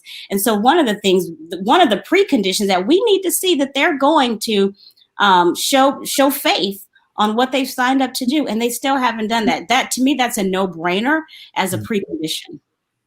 Yeah, I think, again, this is a lesson on paying attention. Why all of a sudden is Kim Jong-un stirring stuff up? What he's doing is he's pre-testing the next administration. So I believe what you'll see, and I've been reading about this, Claudeliah, that right after November 3rd, you may see him test drive a long-range missile. Let's see what this Roze ladies are made of. Let's see what a Biden administration. There's no need to really do too much now. I believe they'll wait until afterwards, and that's where that grace and grit come into play. I've never dodged questions. Here's what I will do right now, though. One of the big missteps that I believe our political election season does is it uses foreign policy strategy to entice a nation while showing its cards to the very nations that it's supposed to be bolstering up against. So I do want to be careful that we as an administration in advance aren't showing too many of our cards. But I will say this, I don't believe you start out by bargaining with a tyrant like this. I don't believe you go over and show honor to him in that way. I can maybe see why Trump thought, because he thinks he's a good negotiator, maybe he thought this is going to be different with this guy, but he showed us right now it's no different. One of the cards we also showed, I think President Trump showed, is he is a man who likes to have his ego stroked. And we know that China has even said behind the scenes, they know how to deal with Trump. We just compliment him, flatter him, and he'll do the same to us. Having emotions on display in that way, ironically coming from the female candidates, to have emotion on display in that way is detrimental. And we cannot afford leadership that is temperamental and has no poker face and falls in love. Those are his words. We fell in love, him and Kim, right? I mean, I just see like the little heart face and the, we can't afford to be that transparent in terms of our front-facing posture to these nations. But I will say we believe this balance of grace and grit is important. Nobody wants a nuclear war. But I also think it's not okay to keep allowing a nuclear bully. And so I think what you'll see is international organizations and nations coming together now to decide what they will do. It won't just be what the U.S. will do. I really believe we're now in an era where it must be what will we do as an international community to stop bullies of this sort. Thank you both. Vice presidential candidate Roze, we're going to move the needle a little bit over to healthcare. We're seeing that the new Supreme Court justice is being proposed, Amy Coney Barrett, and it's speculated that she will help overturn the Affordable Care Act. If the Supreme Court overturns the Affordable Care Act, what will you do for the millions who lose health care? So the fact of the matter is that while there have been issues with the Affordable Care Act, it has also at the same time afforded millions of Americans who didn't have access to quality and affordable health care before they have now had that access. The interesting, and I think the detrimental piece about the whole conversation around Affordable Care Act is that while it's been seen as a disservice, it's been seen as not being the complete solution, we have yet to see a new solution put in place that won't result in millions all of a sudden having that health care taken away. What you'll see under the Simmons and Roze administration, we've already laid out a plan for this. One of the things that we'll do is bringing down the age of those who have access to Medicaid, lowering the age so that individuals now who did not have access to it, lowering that age actually to 55, so that those who didn't have access to it now do. The other thing that we're looking at is working with states and hospitals and doctors to make sure that those who can have access to Medicare, that is now expanded. What you will see are not just a fight against affordable care, but what you're going to see are new solutions put in place so that when and if it's overturned by the Supreme Court, we have solutions right in place to pick those individuals up and make sure that they and their families do not lose access to what is not a luxury, but what is a necessity for the American citizen. Yeah. And I'll just go on record and say, I don't believe that the Supreme Court, even with Amy Coney Barrett, would overturn it. And if you look at the trend of this court, I think we could be pleasantly surprised because we thought that they were being stacked to lean completely right. But if you look at the last couple of rulings with DACA and with the LGBTQ community, they did not vote in the way people thought they would have voted or assumed they would vote because they were conservative. And so what excites me about that is maybe we are finally getting to a period where our justices will go back to just being justices seeking justice, and who will, of course, refer to precedent, but will make timely decisions for the American people that are fair for as many people as possible. And I'll just end by saying, if you notice when Claudeliah mentioned our strategy of lowering the age of Medicare, expanding Medicaid, we also look to improve ACA and start exploring what it looks like to roll out public options for universal health care. That's 4 different options. Why? Because if you only pick one, all you do is create another stalemate between 2 parties. And so this way we can increase health care for as many Americans possible without getting caught in this political back and forth. Thank you both. And thank you, audience, for hanging in there with us and sticking around and getting this valuable information and valuable insight from the candidates. We're going to take a short commercial break, and then we'll come right back and we'll give everybody time to get a drink of water and gather your thoughts, and we'll be right back. Thank you, everyone. These are animals. You cannot do These are people. What if you weren't really seeing the whole story? What if we're not trapped, but we're being reminded of how precious liberty really is? What if in the midst of all the darkness, we're getting a chance to shine brightly together? What if we weren't really divided? What if we were becoming united again? Let's tell the whole story of who we really are. The America, where we learn new things together, where we build new things together, where we are revitalized, redeemed, and restored. I'm Jade Simmons, and I'm running with you so that we can finally become who we've always said we've been. One nation, under God, indivisible, with liberty and justice for all, for real. I'm Jade Simmons, a candidate for President of the United States, and I approve this message. And we are back. Don't see the next question. So let's shift gears a slight bit into the Biden's proposed healthcare plan. So there was a question for Joe Biden. Your proposed healthcare plan, which includes government insurance option, is a step closer to healthcare entirely by the government. What are your thoughts? And again, either of you can start us off, and we'll go from there. What are your thoughts on completely government-funded healthcare? Yeah. I'll defer to you on this one. Okay. I believe in options and choice. It's why we're running. And I believe America is a nation of options. And so I believe that the goal is always to expand options, not take them away. So when we talk about the elements of government-funded healthcare, my primary focus is on the people who cannot afford healthcare at all. So when we talk about rolling out those options, even though it's typically called universal healthcare, I tend to focus on healthcare for all. How do we get all Americans covered? So our focus there is first on those who are not in a position to cover themselves. That's who is in most need of government healthcare. That's where we start. And what you do is you experiment, right? You've got to test something out, test drive it to make sure it fits our nation.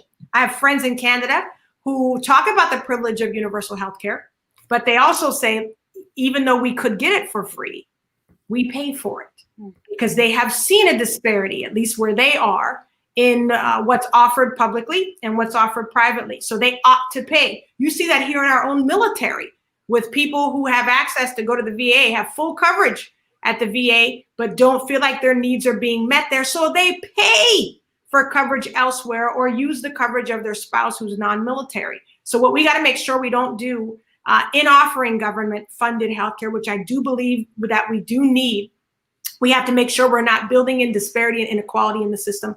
I want to make sure that those who get it for free are not getting it with less quality. That's what's important to me. Yeah, that's good. And just following up on that, one of the things that President Trump has gone back and forth on a little bit, I don't know that candidate Biden has said much about it, is specifically drug prices. Many of our seniors are in places where they have to choose between their drugs that they need or their food. What are your ideas on bringing down drug prices? And again, either of you can begin, and the other can follow up if you like. We met a woman in Minnesota who was paying, an astronomical amount a month for insulin. Again, I always think what's the fastest way you can serve Americans most affected?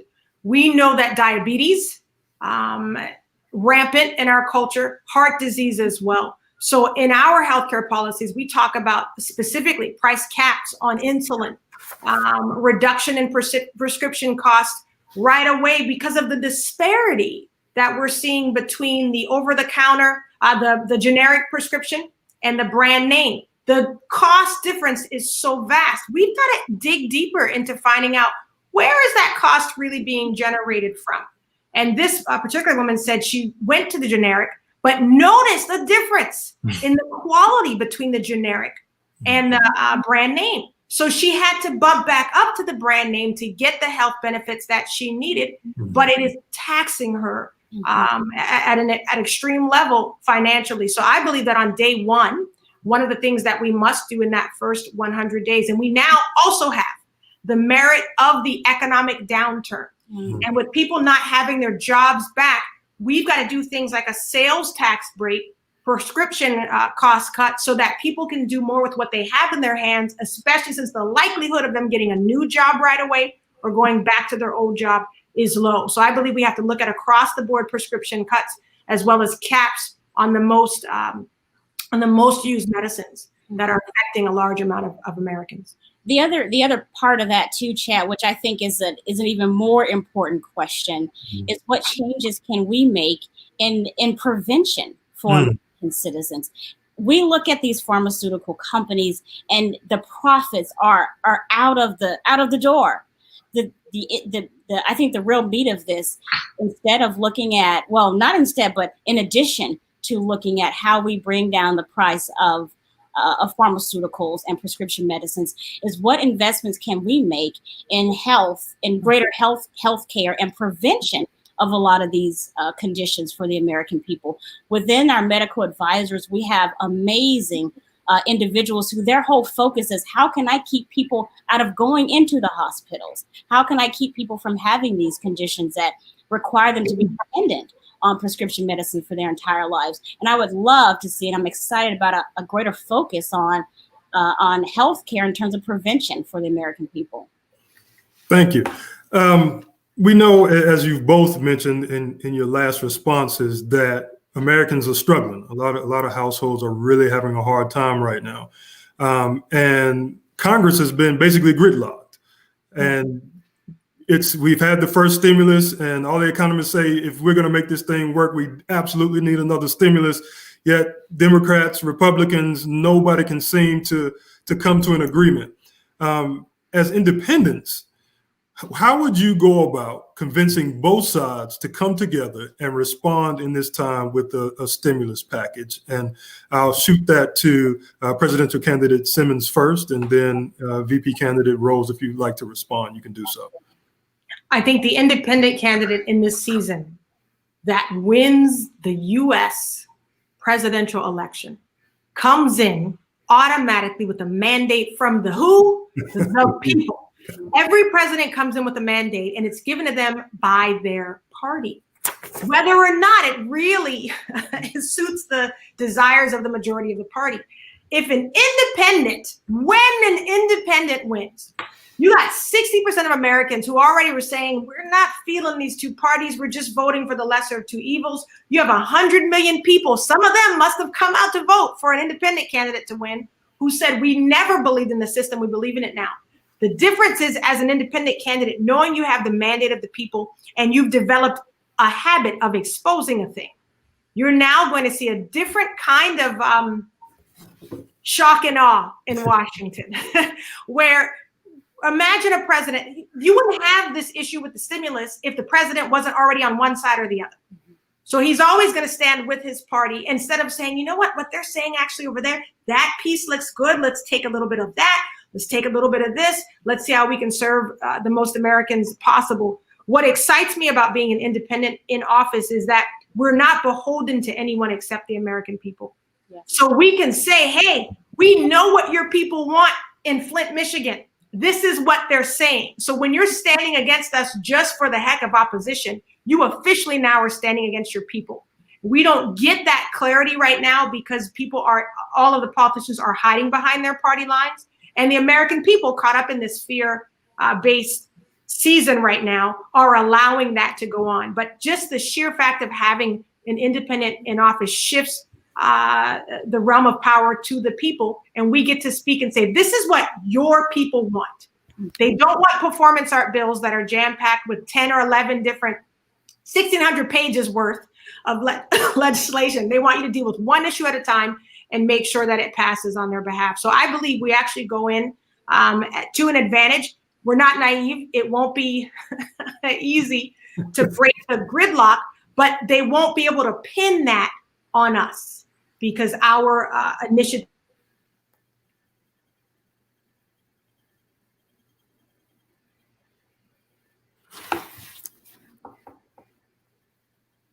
It seems we may have lost the feed. Can you hear VP candidate? Loud and clear. But I think the point that Jade is making there is that with an independent presidential candidate, with an independent president and vice president in office, we do have a greater chance of putting something in place that will benefit the people. You know, the fact of the matter is, Chad, we've seen this this entire year, this dangling of solutions from each side. Neither one is able to go through. And so what that does is that puts, again, the American people at the most disservice, because they're in a place of fear, knowing that they need stimulus money to feed their families, to move their businesses forward. And they're in that position of fear of, if I don't vote for this one or the other, I'm not going to be able to feed my family. Thank you. Thank you. We're going to move the needle again over to immigration. We've seen that there have been the border separations that have been a big story for a while now. People feel different ways about it. And the latest story is that there are over 500 children whose parents cannot be located. When you become vice president and a part of the new administration, how do you go about reuniting these families? Yes. You know, the fact of the matter is, Chad, and what you will see with the Roze and Simmons administration is this focus on pro-human. That's what we call it. The interesting nuance to that is that while we prioritize the American people, we also understand that the United States itself is a leader of the free world, and that the example that we set in terms of how we deal with either our own citizens or citizens from other countries sets a precedent for the rest of the world. We understand that America offers opportunities and freedoms, and that are not so widespread in other nations. And so we understand that pull to America. So the fact is that while we have these children who have been separated from their families, there is a responsibility on us to act in the best interest of these individuals. One of the first things that we're going to do, Chad, is develop a closer partnership with the President of Mexico. We will not be addressing this situation by ourselves and in isolation. Again, we need the wealth of advisors. So that's the first thing we're going to do, is reach out across the border to the president and work with them to establish a plan of how do we reunite these families. Now, that doesn't mean that all of these families now reunited are going to be able to reside in the United States. What we have to figure out is how do we still then go through the legal processes that are set in place for becoming an American citizen for these individuals. Thank you. Just following up on that, kind of straightforward, or you can change it up a little bit if you like. But the president has already started building the wall. That was one of the things that he was basically selling to the American people from the very beginning, that he was going to build the wall. He's already started, got pieces of it going. Welcome back, presidential candidate Simmons. But in regard to the wall, what is your take on the wall? Do we continue building it? Do we tear down what's there? Do we leave it as a monument to whatever? What is your take on the wall, VP candidate Roze? So, you know, Chad, that we have to take several approaches to how we're going to handle immigration. Now, if we look at statistics of who's coming into America illegally, the fact is that the vast majority of those individuals are looking for a better life. They're not violent people. They're not criminals. They're not looking to, just take advantage of the American economy and flood everything back to their own country. Those are the statistics. Right. But also, we also have to understand and prioritize the national security of the United States, realizing that even within these populations of people who are looking for a better opportunity, there are terrorists, there are criminals, there are individuals that we need to keep outside of our borders. So while I would not have initially built the wall and advocated for that and the billions that we have poured into it, what I think is not the right way is for us now to spend additional billions of dollars tearing it down. What I think needs to happen, and what you will see happen within the Roze and Simmons administration, is a fresh look at how we handle immigration. So what we would do is probably put a pause on the amount of money that we've been investing into that wall and take a fresh look at it. We've laid out some things already in our policy. And what it really looks at is looking at things that are already in place, the DREAM Act and DACA, and seeing what changes we need to make to those to actually, one, ensure that individuals who are already here, that we remove the red tape for those who want to become American citizens, make sure that they have a clear path to that. And the other part is working with leaders of other countries to ensure that their countries become just as desirable places to live. Thank you. Thank you. So for us, the wall is a bit of a distractor, but you won't see us putting billions of dollars into either building it or tearing it down. Gotcha. Gotcha. So shifting topics to race in America.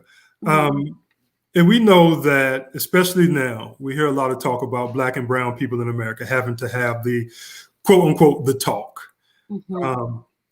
As a parent myself, and I know you're a parent, and you know, we understand the necessity of having that talk, or a talk of some sort, about how to maneuver, especially around police and different law enforcement agencies. Can you talk a little bit about how you would improve the relationship between Black and brown communities and the police? And you can start, presidential candidate Simmons, now that we have you back. Okay, we'll see if it works out here. My internet connection seems No worries. Can you hear me? I can hear you. Okay. I heard the end of that. Sounds like we're talking about race relations in our nation.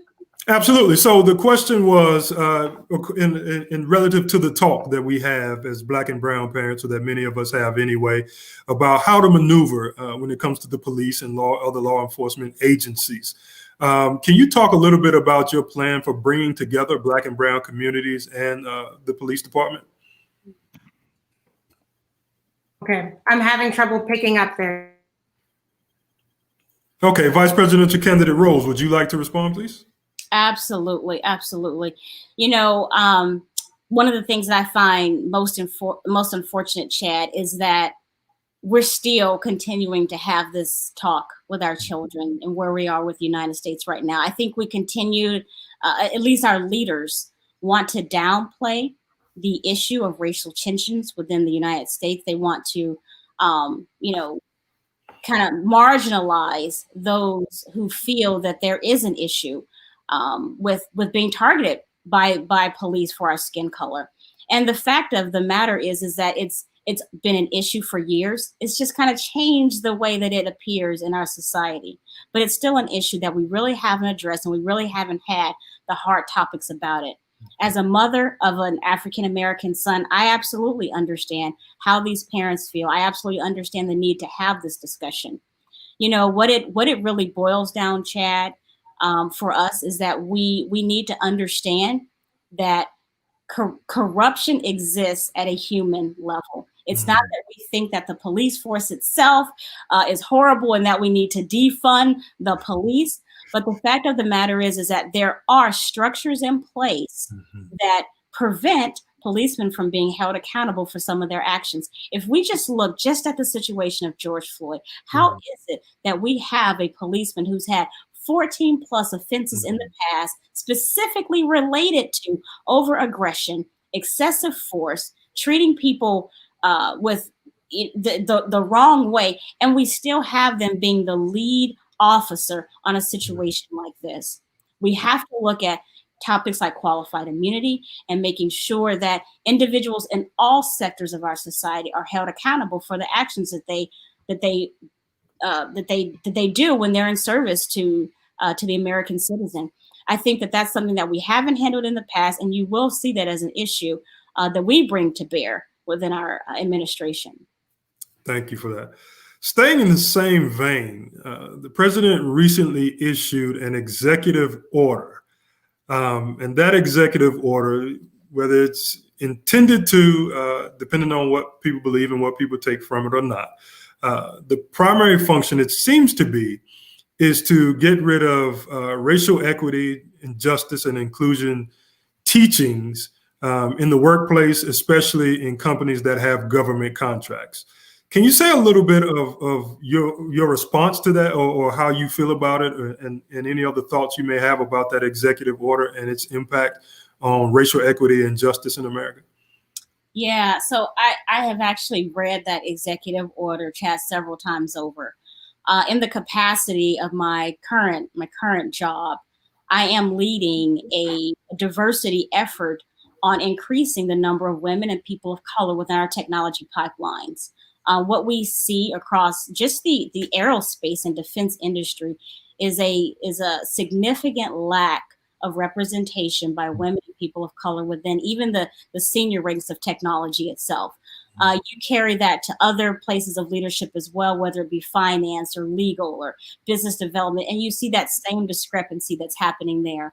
It's unfortunate because there was significant momentum that happened in corporations in the wake of George Floyd, Ahmaud Arbery, Breonna Taylor. What you began to see is these Fortune 500 companies that really had only addressed race issues in a very marginalized way. We have a diversity and inclusion initiative and, rah, rah, rah.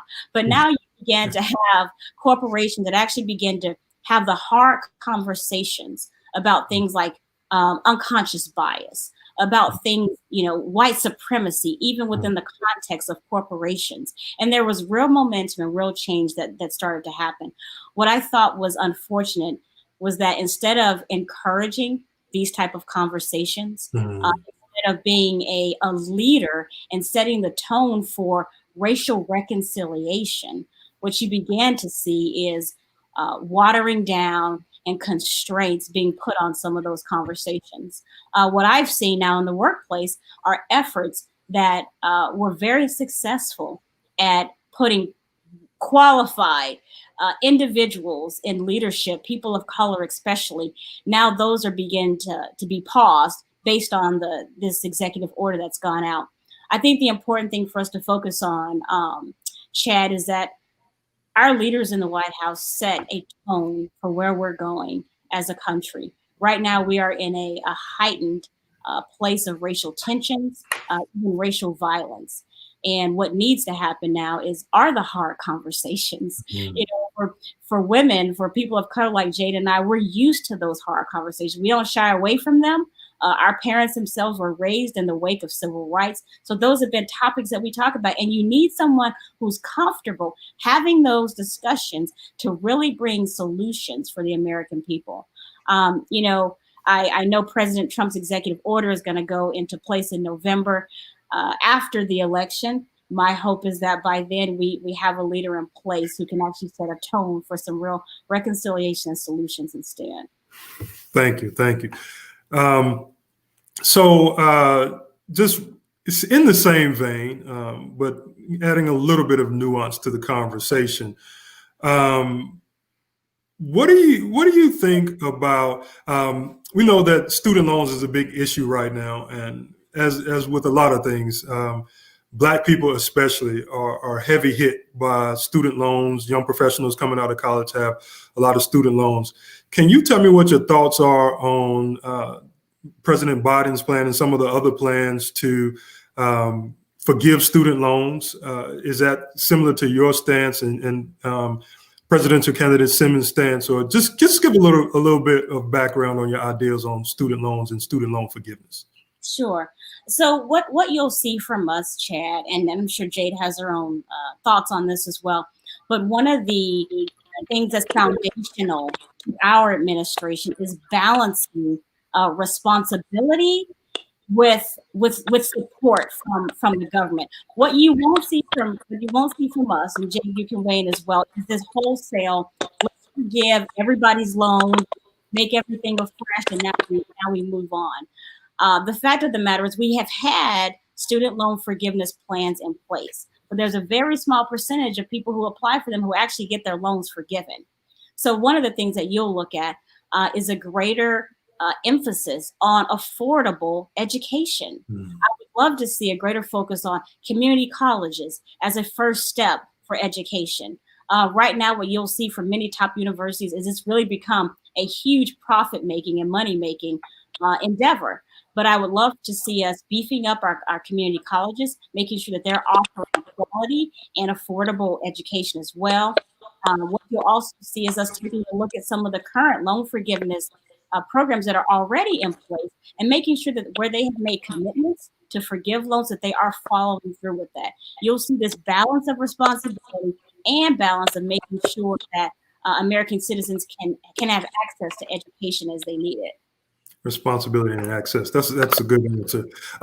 Presidential candidate Simmons, did you hear the question, or would you like me to repeat it? Yeah, one of the other aspects of that that Claudeliah didn't mention just now is we do, and you'll see this in both the ways that we approach healthcare and the ways that we approach criminal justice reform and education. I like to talk about strategic loan forgiveness in those three areas. Why? Because you're going to get farther in the discussion if you can make a viable economic and social argument for those things. We now see with the way that our healthcare workers have been stressed under COVID-19, we see a shortage. We saw a shortage before, but we have an even greater shortage of healthcare workers.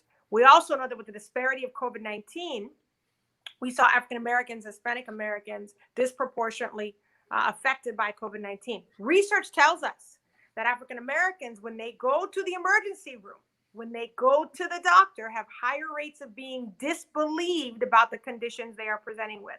How many deaths will we find out from COVID-19 had to do with Black people being turned away and not tested?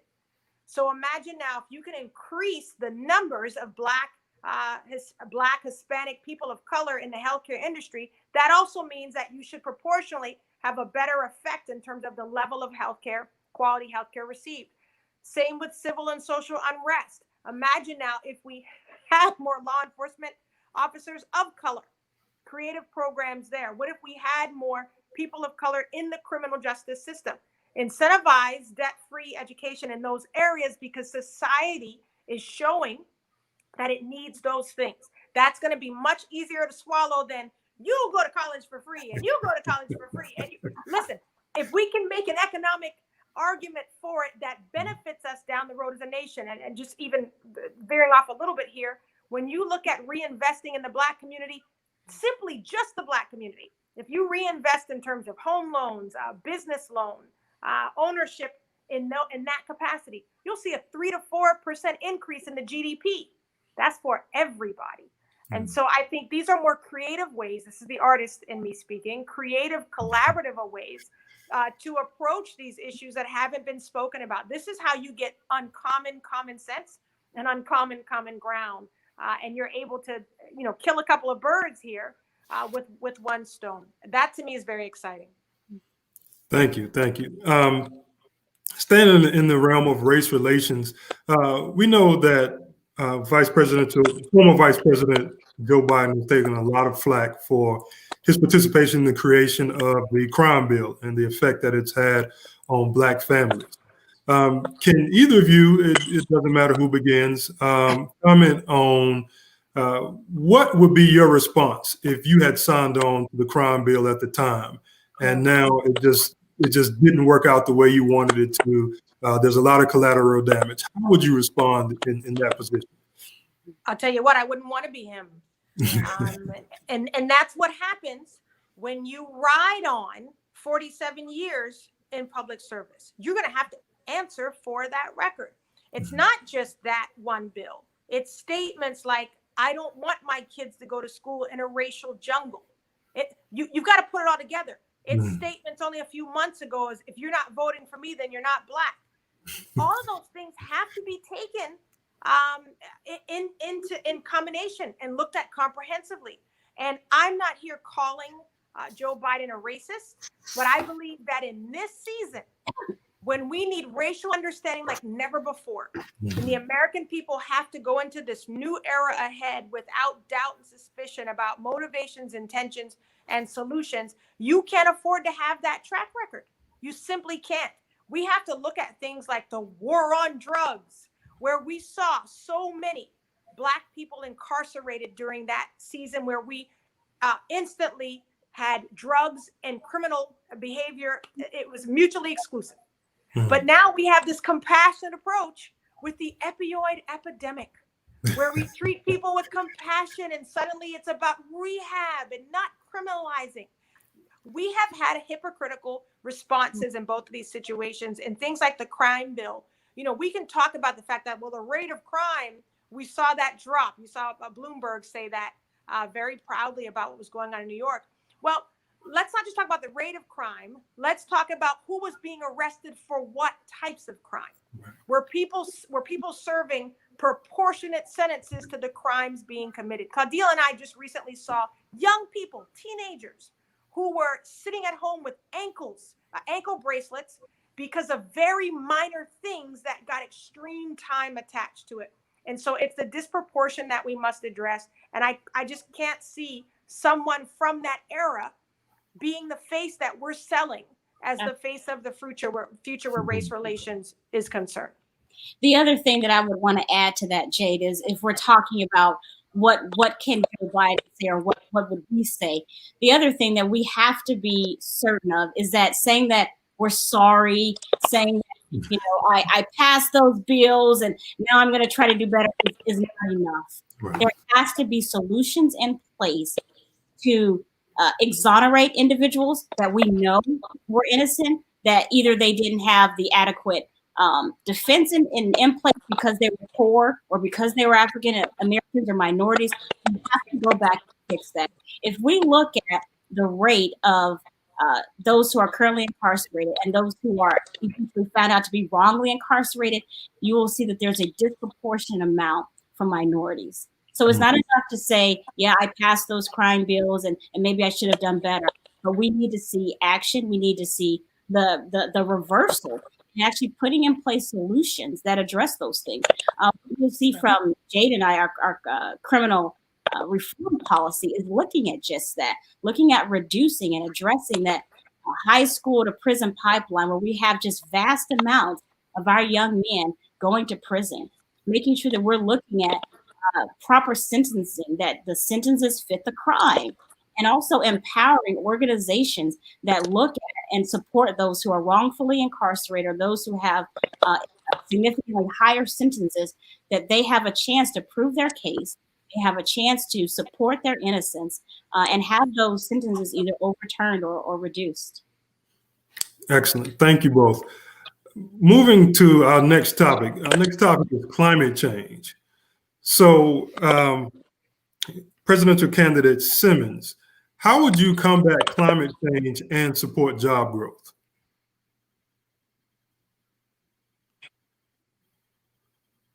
Are you still with us? Okay. Presidential candidate Roze, yes, if you don't mind. Yes. So, you know, I think that I actually think that these go hand in hand. Mm-hmm. When I think of ways that we can enact to cut emissions, when I think of things that we can do to empower our clean energy industries, when I think of technologies that we can put in place to make sure that the American people live and work in low carbon economies, I actually think that these things go hand in hand. It doesn't have to be either or. We are a society that we are one of the top technological leaders. We have started to put restrictions and guidelines and regulations in place for some of our airline industries, our car manufacturers, for how they need to cut emissions. The thing that backs that right away are individuals who then need to do the research, who need to make the upgrades to our cars and airlines. And that means more jobs for the everyday people. So I think that as we are looking at addressing climate change, as we're putting in solutions to do that, the thing that makes sense right after that is in how do we train our workforce to actually put these things into place. So I'm actually really excited about ways that we're planning to address climate change. I really see that as providing a boost for the American economy. When we see things like wildfires happening, these damaging floods in the plain areas, hurricanes in the east, I think these are opportunities for us to employ people who have expertise in these areas to find solutions and solve problems. Excellent.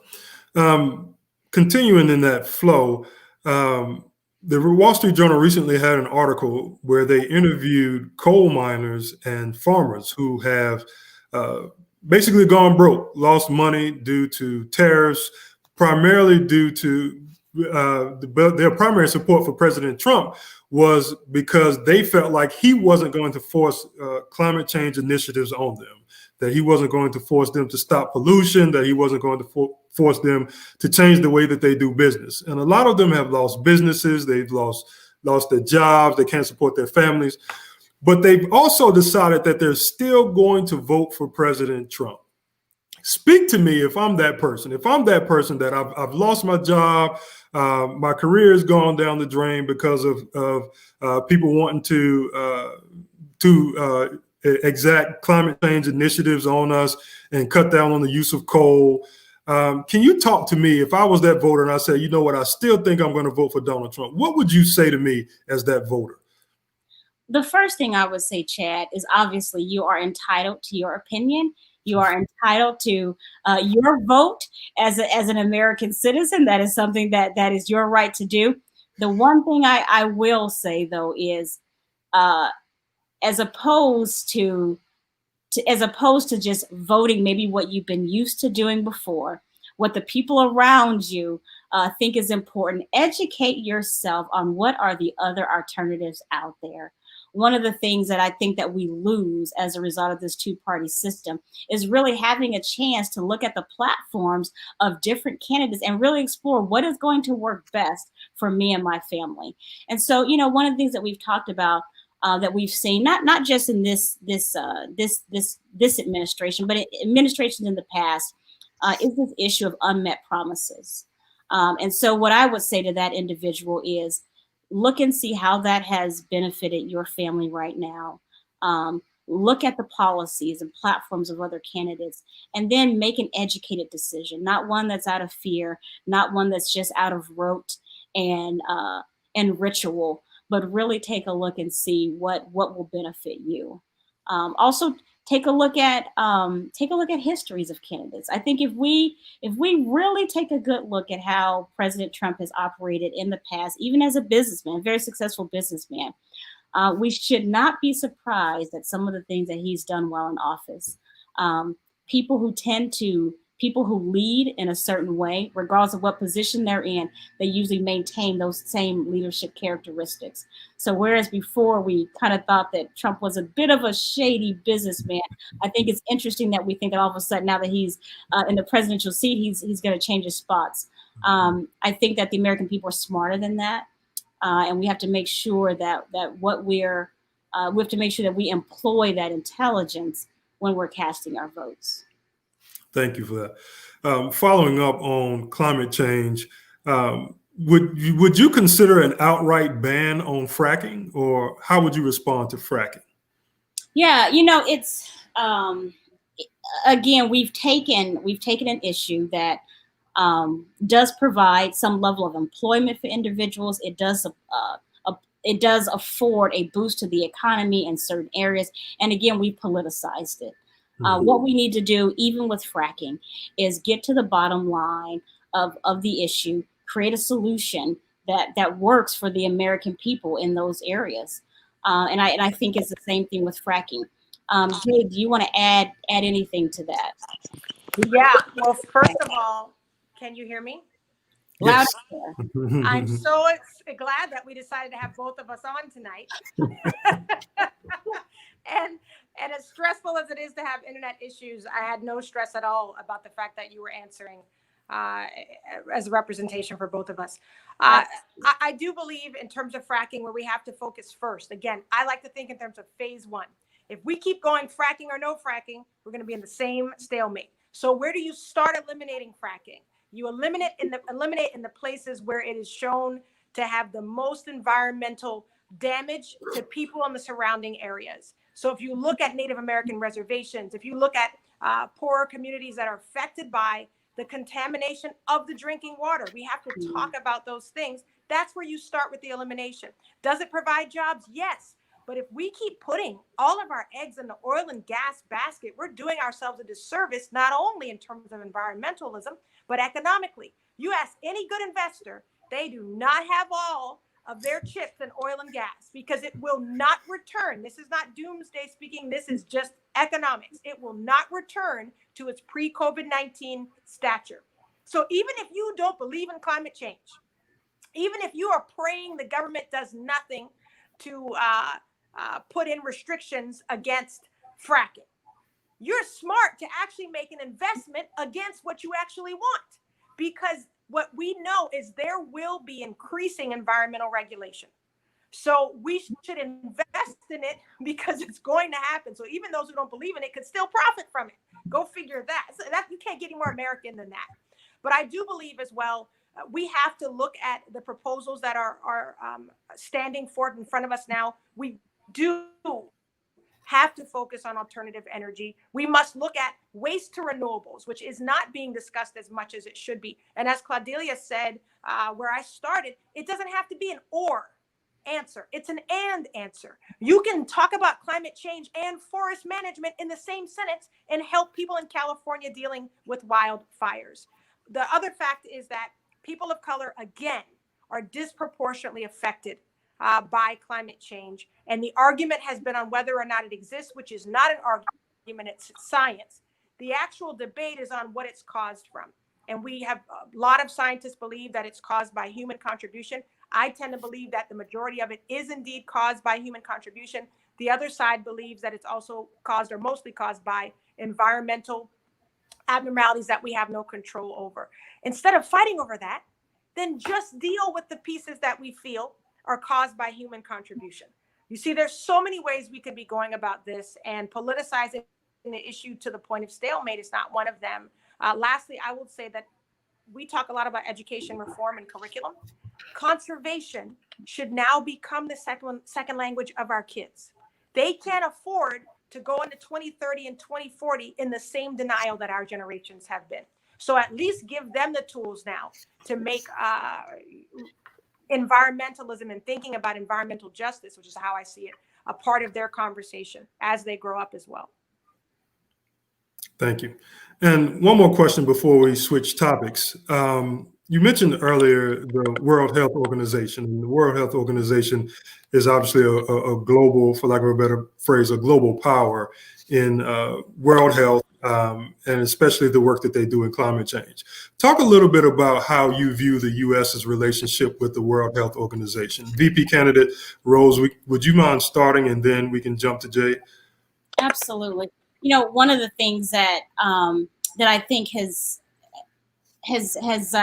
been I don't want to say a negative, but has been negative in this current administration is our role in stepping back from the table as far as our involvement with the World Health Organization. I think in order to really make change at a global level that's obviously going to affect us even at a national level, we have to be at the table making some of these decisions. What you will see moving forward within this administration is a strong re-engagement within the World Health Organization. Even if there's disagreement with that, within how we feel, the point of the matter is that you have to have people who disagree with you so that you can find and get to the most robust solutions. So what you won't see with us is a disengagement from global organizations like the World Health Organization. You will see a strong re-engagement with them. You'll see us working with other countries to make sure, for example, that we have a strong response and that we are leading the way in how the global community is addressing COVID-19. We believe that in the midst of a wealth of advisors, you end up with better solutions. And so absolutely, you'll see us re-engaging there and actually taking our place as a leader at the table within the World Health Organization. Thank you. Thank you so much. Moving forward to leadership. A little bit hypothetical, but hopefully it's not hypothetical. Hopefully it's the real thing. Yeah. Imagine it is Inauguration Day. You all have won the election. But as always happens when these things come to pass, is there are people who did not vote for you. And we know that in the last election, there was a huge response from people who did not vote from the candidate who ended up winning. Mm-hmm. What do you say to the people who did not vote for you? Yes. So I mentioned earlier in our debate tonight, Chad, that to see how a leader will lead in the future, look at the way they have. Jade and I have hit a strong point to communicate that we will be leaders of all people. That a big part of our platform is placing value and honor on every single human being. And you'll see that carried forward into the administration. So what you'll see for the people that didn't vote for us is an assurance that even though you may not agree with our stance, even though you may not have voted for us, Even though you may have looked at us and saw, how in the heck is this even going to happen? You have our pledge that we will serve you just as if you had agreed with us. And not only that, but we invite you to come to the table and talk to us, share your concerns, help us make sure that we're serving you, and help us make sure that we earn your respect and your honor as national leaders. Presidential candidate Simmons, did you hear the question? I did. Please respond. Claudelia answered it perfectly. I think the only thing that I would add is that whoever wins, whoever was running must act presidential at the end of the day. And I think we'll still have to work to unify, even if the result is not as your candidate wants it. That candidate is still charged with behavior.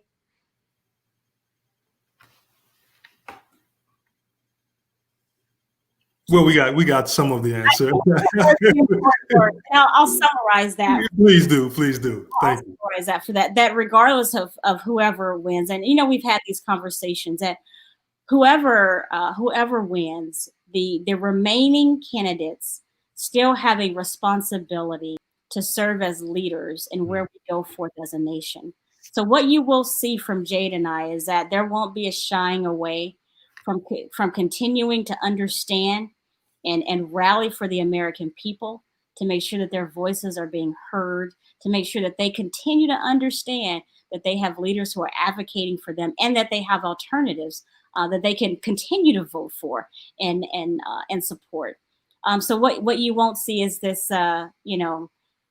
playground elementary boy response. What you will see is a dignified and powerful response, and continuing to lead and serve the American people. Right. Thank you so much. Well, we've reached the end of our time tonight, and it was a great time. And we like to thank Presidential candidate Simmons and Vice Presidential candidate Roze for joining us tonight. Thank you all for joining and spending time and listening and learning with us all here together. We'd like to thank everybody who's on the backside that you can't see, that's handling the comment section and responding to some of the people and handling issues and running back and forth and taking care of things. Thank everybody so much for participating, for your comments, for questions you may have sent. Just thank you so much for tuning in. And as a reminder, you can learn more about Jade Simmons, presidential candidate Jade Simmons, and vice presidential candidate Claudeliah Roze at www.jadesimmons2020.com. That's www.jadesimmons2020.com. And you can learn more about their policies. And Jade Simmons, just for your information, is listed on the ballot in Oklahoma and in Louisiana, and is an officially registered write-in candidate in most other states. Please join presidential candidate Simmons this Saturday, October 24th at 7 p.m. for a virtual fundraiser and evening of good music and vision as she creatively shares her vision for our nation. I've thoroughly enjoyed my time with you all tonight, and I hope you all have enjoyed and learned as much as you need to go out and vote for presidential candidate Simmons. And beyond that, have a good night.